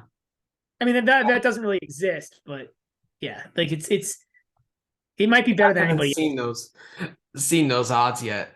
Yeah. I'm sure they're coming in future slams. They'll be out. Also, another bet that I want to see in the qualifying tournament is like a guy to qualify for the tournament, not just betting individually. I know that really should be there. I really don't understand why no that. Like at the beginning of the qualifying tournament, they should give you like futures on all the guys to qualify. I agree because that'd be something I would have a lot of fun betting. Yep, definitely. No other qualifiers there. You got Mattia Bellucci playing against Benjamin Bonzi. I don't think he wins that. I think Bonzi. It's just a tough section. Like Busta, I mean Busta's Busta, which means that he'll beat all the guys in this section. Like, yeah. I mean, he's just better versions of all three of those guys. Yeah. But and he'll even make around 16 without too much difficulty. Like he should even beat Demonor. Yeah, they played at the US Open, a tight 4-setter, but I think Busta was in better form in that event. And Demonor is in better form. Oh, Demonor's at home. Okay, yeah, I mean maybe Demonor maybe has a chance in that. Demonor's at home. And then you got Adrian Manarino, who made fourth round here last year, so he plays well in Australia. I think that it's an interesting little section there, but I don't think the qualifiers have any shot. If we're sticking talking about qualifiers, but then Dimitrov and Zizou Bergs. Oh, Zizou Bergs is an absolute nightmare to bet. This guy is just. But I think he's got a shot against Jiri. He's not that good. I think he's got a shot against Jiri. Mm-hmm. And I think Enzo's got a shot against Delian. In fact, I'd be surprised if Enzo wasn't a favorite. In fact, I think I might have snuck a peek at the line. I think he might be like -2. I agree with that.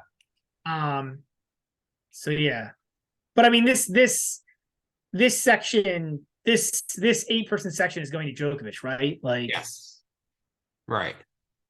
But yeah, there's no doubt about it. He could be injured. That knee injury could be like a torn ACL, and he still gets through that section. Yeah. Like how injured would you have to be to lose to Baena? Like I think he just needs a heartbeat, right? Like if his heart is beating, I think he beats Baena.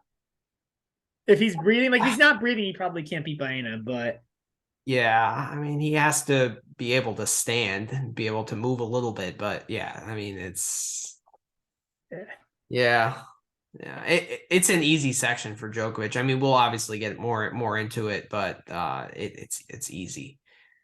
Then the bottom section. Sorry against Manovic, man. That's a fun matchup style wise. Which one? Jari Kecmanovic. Yeah, that is a very interesting match, actually. I'd like to see what the over/under is on that. I would too, because I could see it. Like the thing is, like I think Kecmanovic can break Jari's serve. I'm not that high on Kecmanovic. He had that great run in Indian Wells and Miami last year, but other than that, it's just he's kind of underachieved. I don't know. I'm not that high on it. I think he still pulls that out, but I think it's closer than like I don't think he's gonna have that easy time breaking his serve. Like I see a lot of 6-4, 7-5, 7-6 sets in that match. And I think it goes 4 or 5. I think it's an interesting match. I think it's an interesting match because of the the difference in styles. I'm trying to look up something really quick here on our friend Kecmanovic.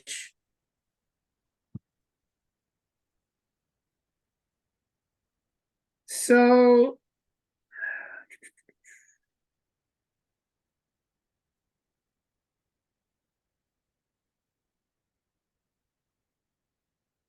yeah, I mean, yeah, Kecmanovic is somewhere. I guess he's not that good, but he's somewhere in the middle in terms of returning. He's somewhere like slightly above average, but he's not like amazing.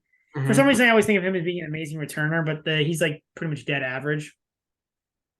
So Yeah, might be right. average returner. Yeah. I still don't see really Jari having much of a chance. Uh, Yeah, well, I'm curious what the line is there though. yeah, But if he wins that, I mean Ben Shelton, obviously Fritz gets through that section, but I mean Jerry against Shelton I or Janae, Jari beat I don't. Shelton. Shelton's a better player on a. Yeah, So like, I think Jari plays a lot of clay, yeah, he more clay than does. you would for a guy who's a big server. True. Um, True. and Shelton's like these courts should suit Shelton's game really well. So I really like Shelton in this draw. Like we'll talk about it more, but I really like Shelton in this draw. So you like Shelton to get to a third round there, even if he plays Yeah, Kekmanovic? yeah, yeah. Interesting. Interesting. I'm probably a little high on Shelton there, but yeah, I think so. Um, Yeah. the Well, next section, three qualies in a terribly weak section. oh, Tara. It So it's almost Krutik against Schwartzman. That was the guy. I knew Krutik was a live qualifier. not even play though, That's right? true. Like Schwartzman, like, do we think like? I mean, we'll see. I don't know how bad the hip. I mean, if he lost a set 6-1 to Brooksby, that hip can't be good. I think he plays. I think Krutik wins. I'm curious to see if he's a favorite. I doubt he is. I think the books are still probably going to give you a decent price. But yeah, I'm so curious. I gotta this is look it just up. I can't even wait. I gotta look this up. this draw almost. We'll get into when we talk more about the draw, but this draw almost feels fixed to me. Like there's just way too much of this kind of garbage. Where like Uh, Krutik. These betting sites haven't organized the matches. Like they're all like scattered. probably because they don't have court time set yet, right? So they don't know how to organize them.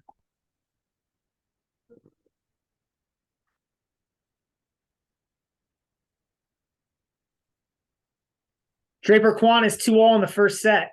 Two Quan is all in the already first. Quan is already showing us more than he showed us last time they played.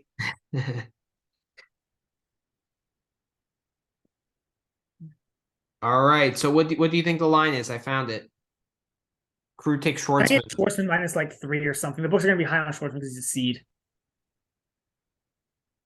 You got it exactly right. And what do you think Schwartzman is on the money line? Minus 200, minus 210, something like that. 25. Krutik is plus 180. I'm hammering Krutik right there. Yeah, I Hammering. am too. I am Hammering too. at plus 180. The only thing that's scary is that Schwartzman is a veteran, so he He's just there's playing so badly right now. And Krutik played that I know, fantastic match against Dennis Kudla.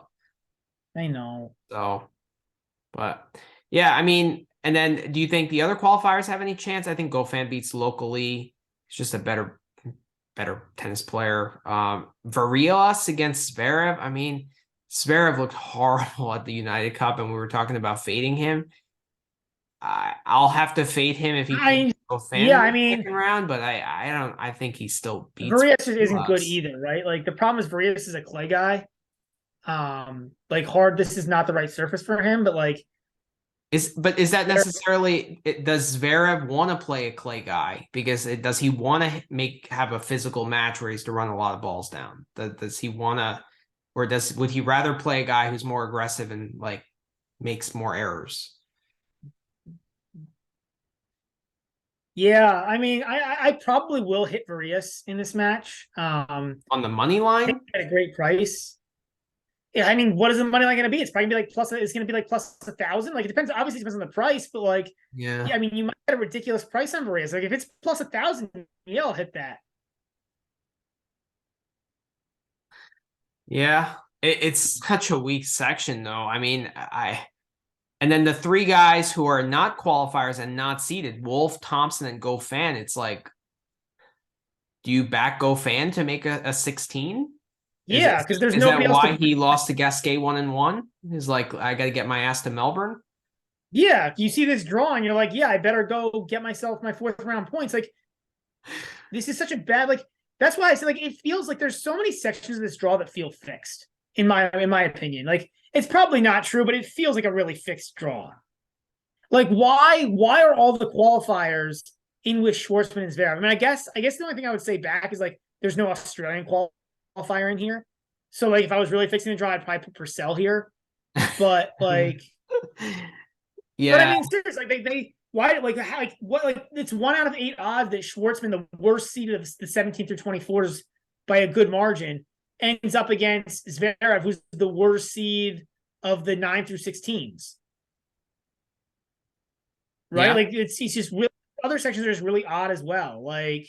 It's like clearly the weakest section. Why is Korda in with Medvedev?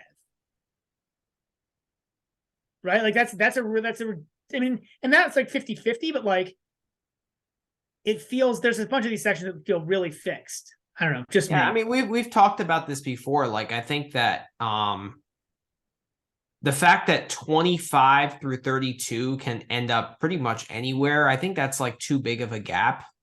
Like, I think. Well, I don't understand why they don't just see like every other sport does, where like 1 plays 32, 2 plays 31. Like the rankings move every week anyway, so the right. Matchups are going. They're going to change. Yeah, that is true. Like there's so few points separating all these guys in the middle that like the matchups are going to change. You're not going to see the same semis over and over and over. Because honestly, the biggest winner of this draw, or like before this draw was made, was who would you say it is? Can you guess the name I'm thinking? Because like before the draw was made, there was already a clear winner. Right. And that winner is Tsitsipas. Because Tsitsipas was ranked 3, so he was the only player that was guaranteed to be on the other side as Djokovic. Oh, right. I didn't think of that. You're right. Yeah, but that was always going to happen. And I mean, like, I guess for Tsitsipas, like, yeah, he got a good draw. Like, his section is pretty clean and pretty good. Like, he got a pretty good draw. It's not great. I mean, you have to deal with Sinner and then Nori and FAA, so it's not like it's not like what Fritz has. He was guaranteed to have to go up against to be outside of Djokovic, and he still has Nadal in his half, which is I think is still worse than Rude. Like I'd rather play Nadal than Rude. No, I'd rather. I know you don't like. I'd still rather. Do you play like Rude better? I'd still rather You'd rather play Nadal than Rude? No. Yeah, I'd rather play Rude than Nadal. I'm sorry. Yeah, we're on the same page. Yeah, I'd rather play Rude than Nadal. Yeah. No doubt there. But I think a qualifier here, like this is a section where a qualifier could make the round of 16. Yeah, and you have Leonard Krutić. What? Vukic and Holt. See, the thing is like that section of the draw is actually pretty tough. Like I don't see how Vukic or Holt beat Agut. Like that's just a bad matchup. Agut shows up, he's consistent. Like yeah, That's tough. And then you got Berrettini and Murray. I mean, that's clearly the toughest little like, third or like little 32 in that Yeah, section. that's true. I mean, like, I could see Jan Leonard Struff make around a 16. no, like, No. problem is he's got to beat Paul. Yeah, Like all Paul's those tough. guys in that Paul's section are tough. real pros, right? Like, Not Bublik. like true, true. But Bublik has talent. Like Bublik is a top. Yeah, I think Yeah, he's top 50, right? he is. Yeah. Yeah, I actually and I think he think he's beats top Davidovich 50. Fokina. Not, like he's just a clown sometimes. But like when he's playing, when he wants to, he's a top 50 player. Yeah. O'Connell, But Brooksby, yeah, Rude. I mean, yeah, it's hard to it's hard in any slam to see any qualifier make a 16. It happens but more I often think that than we think with it does. Schwartzman and Zverev, I think Krudik's got a shot. Krudik. By the way, I locally mean, is a shot if he can beat Goffin also, because like those seeds are both super weak. Thompson's like borderline, he's not. I mean, Thompson's yeah. nothing special. And then Wolf is depends which Wolf you get. Yeah, I mean, who knows that Wolf and Thompson match is like, oh, I have no idea where to lean there. That's a Uh, clean stay away from. It's just a clean yeah, stay away. You're just giving the book your money, like yeah. because you don't know. Like I like to look for guys like in matches where it's pretty even. I like to look for guys who are like who show up with like, the same like play the same every day, hmm right? Like Like a Carreno Busta, for example, right? yeah, Like you yeah, know like what you're Carino gonna Boost. get out of him.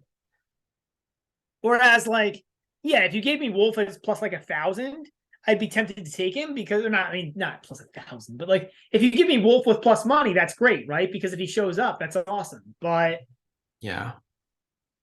Yeah, I guess I mean that little section, that's clearly the section where it would come out of, where a qualifier could make a 16. And it happens actually more often than we think, where a qualifier yeah, makes a deep run, it at least the does. third It round. does. It happens It pretty does. often. So Yeah. all right, so let's transition into the quarters. Like what quarter we got into what quarter we think is the weakest. We think it's clearly the fourth quarter. What quarter do you think is the strongest? Well, I mean, so any quarter with Djokovic in this tournament, right, is going to have to be up there. And Rune's in that section too, and so is Kyrgios. So that's where my eye goes to. Really? I actually Also think the maybe the top second quarter. quarter with Tsitsipas and FAA. But Really? I I think think the the first third, quarter is by far the deeper. toughest. I guess Medvedev's in there. You got I just don't Nadal, know. Like obviously. it's Medvedev in my mind. It's Medvedev, Porta, and Nadal in that. And I think I like Djokovic, Rune, Kyrgios over Nadal. It's close. It's close. Yeah, you're right. I think it's the top quarter, Manny. I think it's the top Yeah. quarter. Now that I do it, like I mean, I'm actually fading Kyrgios in this tournament. I think Kyrgios hasn't played a match yet this year, right? yeah, And yeah. he hasn't actually played a match since the US Open. So coming right He played back, one tournament. oh yeah, he I think played he in played Tokyo or something like that, or right? something. Yeah. Something like that. But like the fact, I mean, he has a decent draw. He should get to the third round. Safalunin he could probably beat in his sleep. And then Gasquet, especially if he wins the tournament in Adelaide, where he's going to play a final. I think that's a quick turnaround for him. And Ugo Umber's Yeah. really struggled, so he should get to a third round like in his sleep. But if he has to play like the Holger Rune in the third round, like that's tough. I mean, like for someone who hasn't like really, I don't know how hard he's working physically. I mean, that girlfriend seems to be, good to him, but coming back to that, but I don't know. And then like he would play probably Demonor in the fourth round. So I like, oh no, he would play Rublev or yeah, probably Rublev. So yeah, I don't know. Everyone is like, oh, it's going to be Kyrgios, Djokovic in the quarterfinal. I'm not so sure about that. So and I think the top half when you have Nadal, like Nadal is the Grand Slam king. So regardless of how bad he's playing. I know I The said, top quarter is the toughest. The top quarter is the toughest. Yeah, you're right. yeah. You're right. I And I got I Djokovic in know that in quarter. in the previous pod I said that, we should fade Nadal. But that being said, I think you should only fade him maybe against Draper, or maybe, I mean, Nishioka is a great matchup and then for him. So if he like gets through the third round and plays solid tennis, like, kind of is hitting his forehand way better, then you shouldn't fade him, obviously, because then he's worked his way in the tournament and he's just so good in best of five. So I don't know, but then Tiafo is tough because like he beat him at the US Open, and that's a guy that like kind of matches up well with Nadal. It, I just And then a Medvedev or a Korda. So I mean that section is just brutal in my eyes. You're right. You're right. The top quarter is way tougher now that Yeah. I look at it. The fourth quarter is definitely the weakest, but yeah, Mhm. you're right. I'll give you the top quarter stuff. It's And yeah, yeah. second weakest is probably the third quarter, but it's close. I mean, I think, Djokovic is in there though. That's the thing. And like yeah,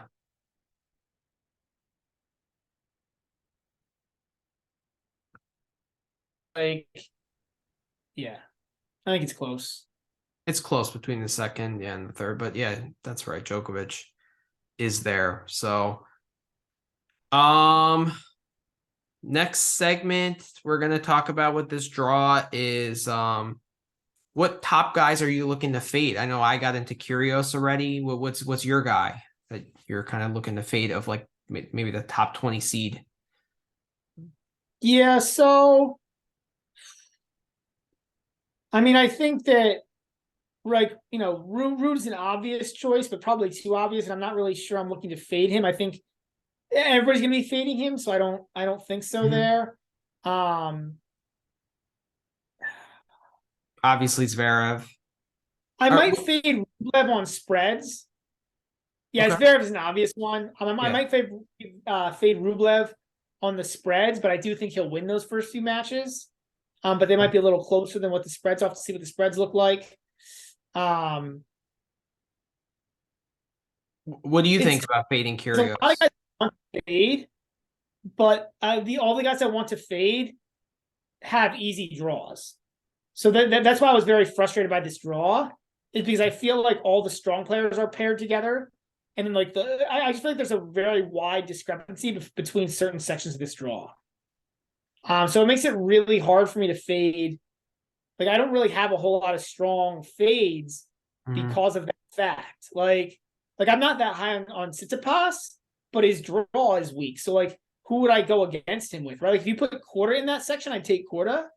But like, right? So Yeah, true. it's really tough because I think so Kalis troubles him. I don't think he beats him, but I think he troubles yeah, him. yeah. But he's the only guy in that section who could. Greek I'm gonna sport, fade maybe, Raymond. but I trouble guess I him, would not win. Yeah. um maybe, but again, that's just like it's not a great like I'll fade Rune against Kyrgios. Just I'm not a believer in Rune. Um, but we'll see what happens there. Um, Yeah, yeah, I I don't mean, know. I I guess would I you go would ahead. fade Carreno Busta, but not in that section. Yeah, Until he yeah. gets to a Demonor. Like I see him beating all those guys. Um, and Dimitrov, maybe. I mean, he's not even that big of a favorite. He's 27 in Djokovic's little section, so you're not really fading him.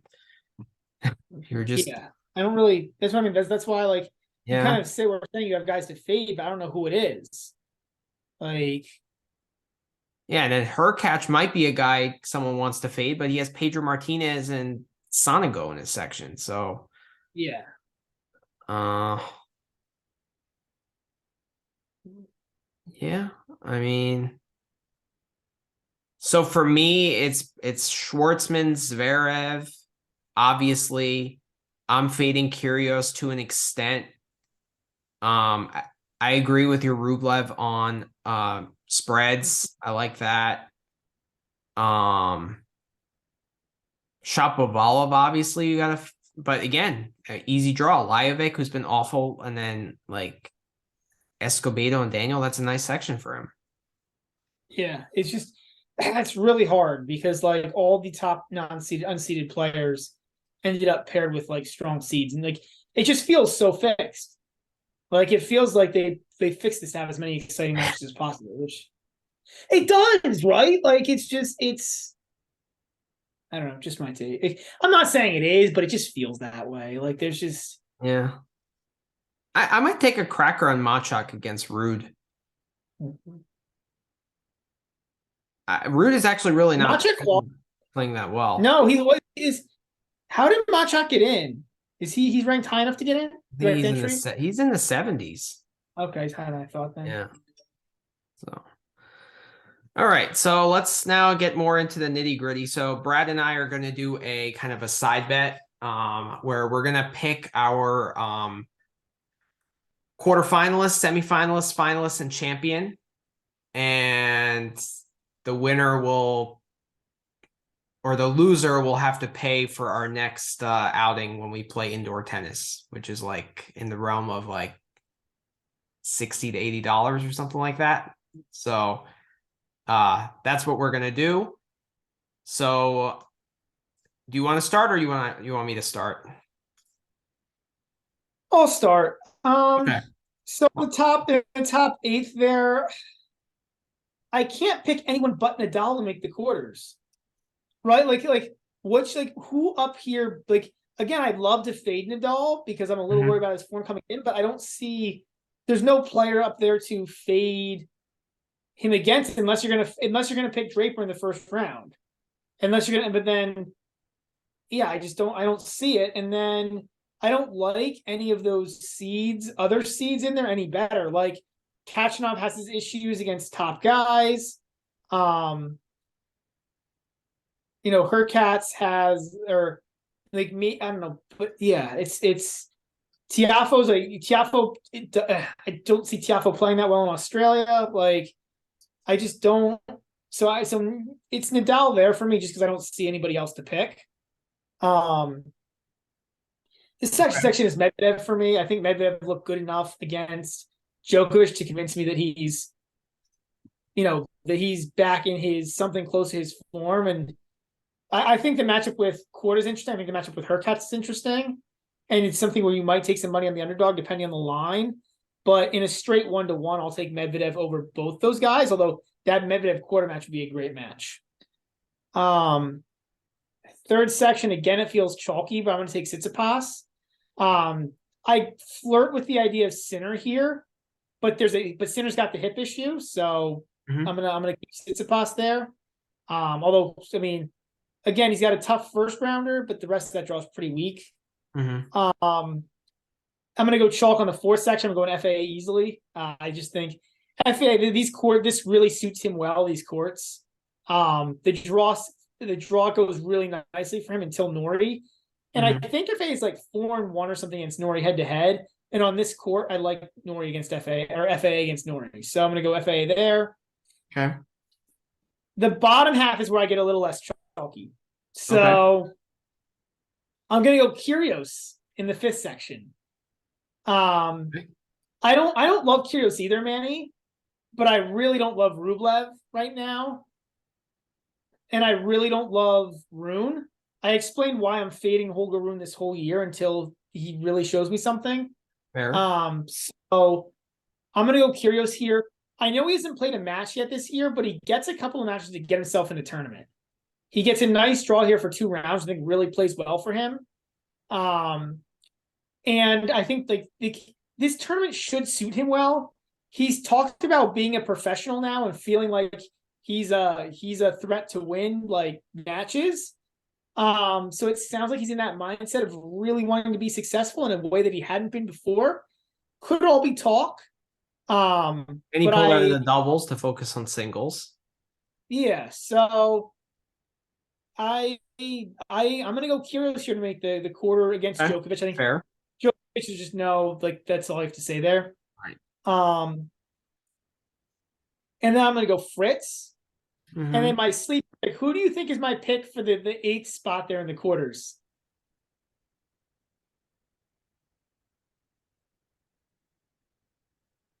Don't tell me it's David Goffin. It is not David Goffin. All right. It's coming off a loss in the Adelaide semis to Kokonakis. Gets the tournament early, gets It's his revenge. RBA. Are you kidding? And makes the quarters. That's my pick. Wow, you have that much confidence in Roberto Bautista Agut. I do. This is January Agut. So Jan Feb Agut is like has won like 75% of his matches for his career. And he's like a 60% player otherwise. So like this is Agut's time. You think he beats Berrettini will, in the third round, or you think Murray is him never out? beaten a top 10 player in a slam. Berrettini? Yeah. Bautista Agut is not. Bautista Agut is not top 10. My point is, I think that Berrettini hype is a little overdone, and I think I mean, look, I think it's close between Berrettini and Agut, but like, yeah, it's a for me, and I can't see anybody else in this section. I think the pick is between Agut and Berrettini, and I'm gonna go Agut, but I think it's close.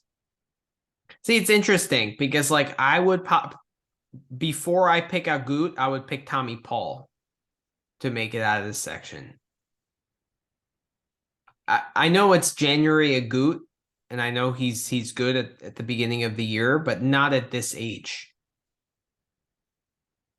You know, maybe if I'm that draw. So his first two rounds, there's no excuse for him not to make it through. Yes, that I agree. In my mind, he's got to win 2 matches, whereas Paul, I mean, I think for equality, Struff is tough. I don't think that's an easy match. I think he's probably who's the best of the qualities just in terms of pure tennis? I think it's Struff. Struff, right. You got to play. I mean, I think Struff is like a main. Yeah, he should be in the main draw of a slam. He should be, yeah.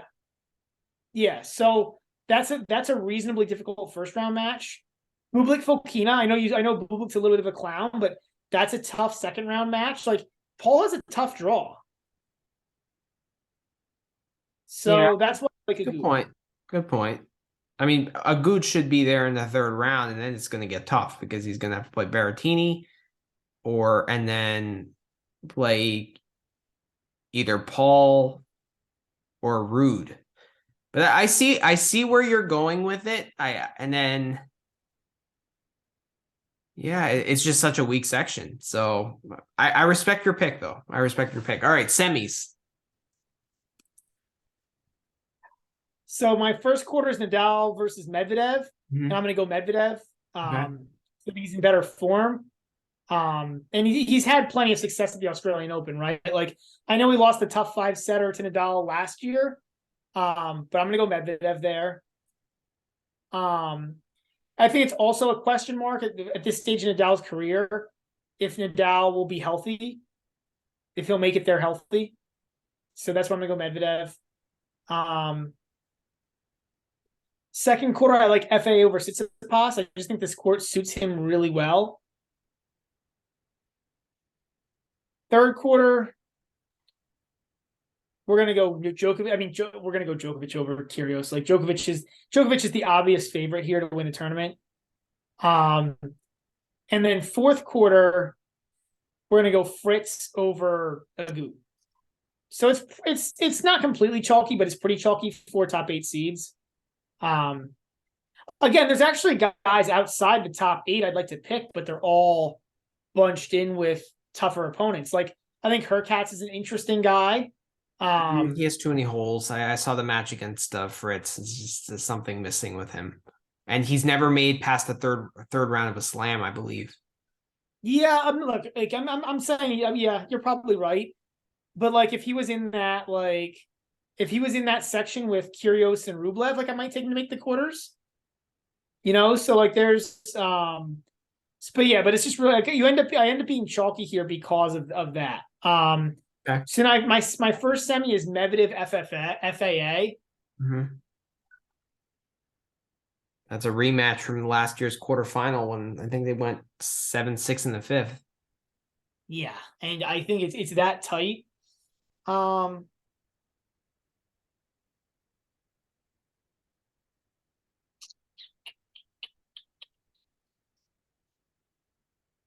I actually didn't think too much about this one until I just went through it now. Mm-hmm. I think this is so tight. Um, I'm gonna go.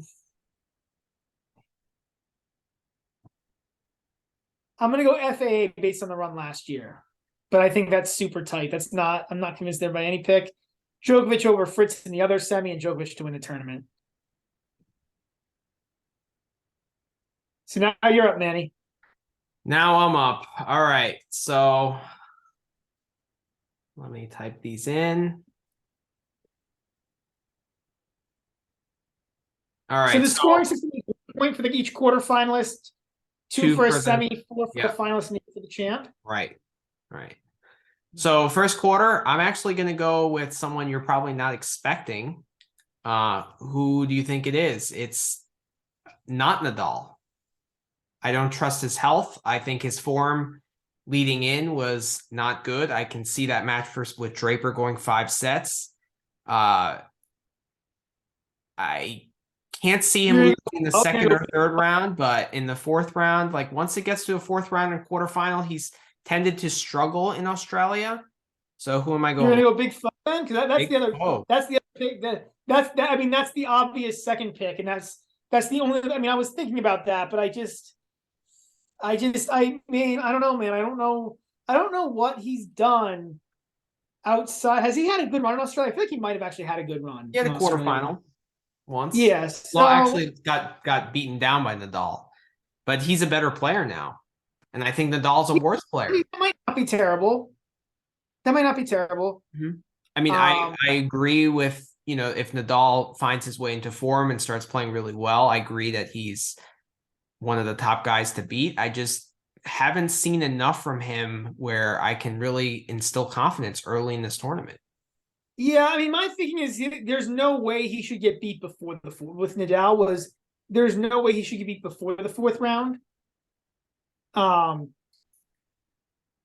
whereas Tiafo Kachanov is a good match, and Kachanov could lose that, or Kachanov could win that.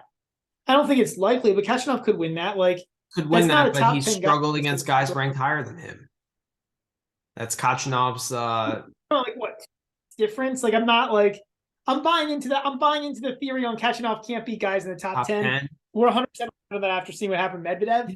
This is two guys who are basically ranked the same for all intents and purposes. That is true. And Kachanov did make semis of US Open because physically he's very strong. I respect that pick. It's not a ridiculous pick. Yeah, I'm gonna go with some like little twist here. So I'm more concerned about Tiafo making the fourth round, but once he's there, he rises to the occasion when there's a big crowd, it's a lot of hype. He tends to play really well, and I think Nadal physically is just gonna struggle. So that's my pick. I think like if that match happens, it's a pick 'em, right? And I Yeah, think and Tiafo has a little I think chance. surface plays to Tiafoe's advantage. Yeah. And I think that will be a night match. I think if it's at night, Tiafo has an edge. If it's during the day, Nadal has an edge. I agree. So I think the day, the time of that match would play a factor. But yeah, I'm gonna go with something a little bit different. So and then I'm gonna I don't think I think it could happen. yeah. Yeah, and then in that bottom section, I'm gonna go with it's between Korda and Medvedev. I gotta stick with Medvedev just because Korda's Grand Slam record is not that good. He impressed me in Adelaide. He's shown signs of, evolving as a tennis player. He just hasn't done well in slams. I don't think he's made it past the third round. So like the slam record always kind of gives me like cause to pause, when I'm betting these guys to make a deep run. So that's where I'm going. Quarter two, got to go with chalk here. It's Tsitsipas and FAA. I don't really see guys that. I actually think Nori is probably the biggest threat to FAA. Yeah, I just think FA on a fast hard court is better than he's just like I think he's just, but I think Nori could win that match. I said it before, right? Like Nori can beat anybody 30% of the time. But not in best of five. Nori's results in slams is not good. Has he made a quarterfinal? I don't think so. No, besides Wimbledon last year. But again, that's a kind of a tournament by itself due to how weak the draws were. Yeah, yeah. So yeah. Look, I'm not saying FA. I just think that if you're asking me who the third best guy there is, I think it's Nori. yes, Like who? Like Nori, who's and then Sinner is the question mark with the injury, as you said. Yeah. That being said, he should make it out of that section. That section is pretty weak. With Edmund, Korea, Fucsovic, Zeddy. Yeah. I mean, so Yeah. yeah. I actually think Tsitsipas has a pretty tough draw, considering to play Hallis first round and to play Hanfman or Hijikata is not that bad, but then Greek Spore or Van de Zandschulp in the third round, to play a Sinner in the fourth I was round, going to take FAA Sinner in the here. quarters. I would have taken a healthy Sinner here to make the quarters. This is just about Sinner being hurt. What's the Sinner Tsitsipas head to head? Oh, I have no idea. But it's a great question.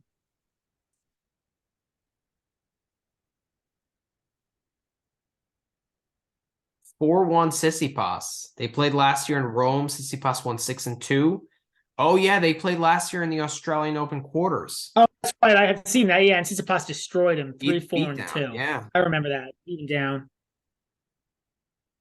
Yeah, that was really impressive from Tsitsipas. Yeah. So yeah, I got to go with Tsitsipas versus FA. Third quarter. I am not going to go with Kyrgios. I'm going to go with Holger Rune. I also picked him. I knew you would. I knew you would. Yes. And we all know you're also going with Berrettini in the bottom section. Like that as soon as the Again. draw came out, I knew you were going there. I just think Rune physically is at a different level than Kyrgios. He's more battle tested in the last 6 months. Kyrgios, talent-wise, is obviously way better. But I just think if that match gets physical, if it goes to a fourth or fifth set, which I anticipate it going, I just think Rune is just going to win that. I think it's a very close match between Rune and Kyrgios. I don't think that's a breeze through by any means. I do think we'll see that match. Yeah. So I debated that pick pretty hard. I don't know. I'm going with Kyrgios with the crowd. Like this is Australia Kyrgios. But that hasn't mattered in the past. So Fair. We'll see. Fair. And then obviously Djokovic in the fourth quarter, going to go with Fritz and fill in the blank. Oh, it's Berrettini. Like everybody knows this. There's no surprise there. Like you're Berrettini's biggest fan. Definitely. All right, and then in the semifinal. So your top quarter is Foe versus Medvedev, right? Yep. You're going Medvedev. I'm gonna go Foe there. Yes. And then you've got Felix Stefanos. You're going Felix here. You don't like Stefanos and you like Felix. Yeah, right. Every time. Yep. Rune versus Djokovic. You're going Djokovic. Yep. And then I think you're going to go Berrettini to make this semi because you love Berrettini so much. You're going to pick Berrettini over Fritz, won't you? No, I'm going to go with Fritz. No. Go with Fritz. He's just playing better right now in that, that he beat him at the United Cup. So got to go with Fritz there. And then the final, I think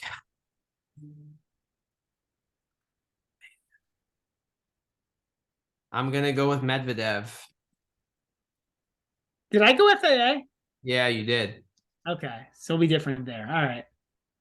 And I'm going to go Djokovic. And then the champion. See, this is tighter than you might think. I don't think it is.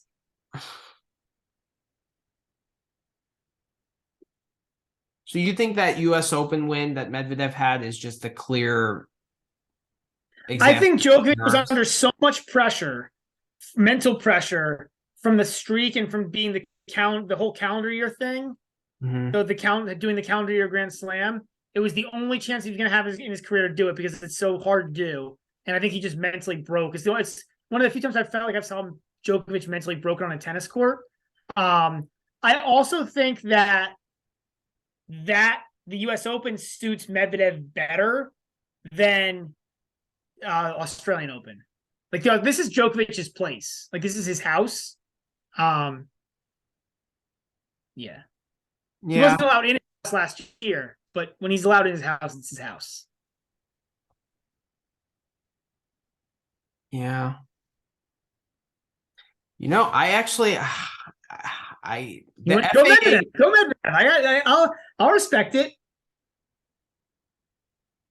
No, I actually I don't man. I just don't know if I've seen enough from Medvedev in the last 6 months to really give me confidence that he can go that far. I think if he gets to the final, he's the underdog and he kind of has no pressure. And I think he could give Djokovic a tough time. I think getting there, I mean, obviously Djokovic is the favorite, but I think getting there is going to be tough for Medvedev. Uh, Do you want to switch and put FA in the final? I think I'm going to put FA in the final, and then I got to go with Djokovic. I know it's similar to what you have, but Then what are our differences now that you put it down? we got Tiafo, Rune, and Berrettini are our differences. Whereas you got So just Nadal, quarterfinals. That's like the same Kyrgios, exact and semi. Batista. Exact semi, exact final, exact champion. So this worked out exactly like the top eight bet did, where we bitched about it and complained about it, and then we basically had the same top eight at the end of the day. Yeah, I want to go with a contrarian pick and pick something else. I just don't see it.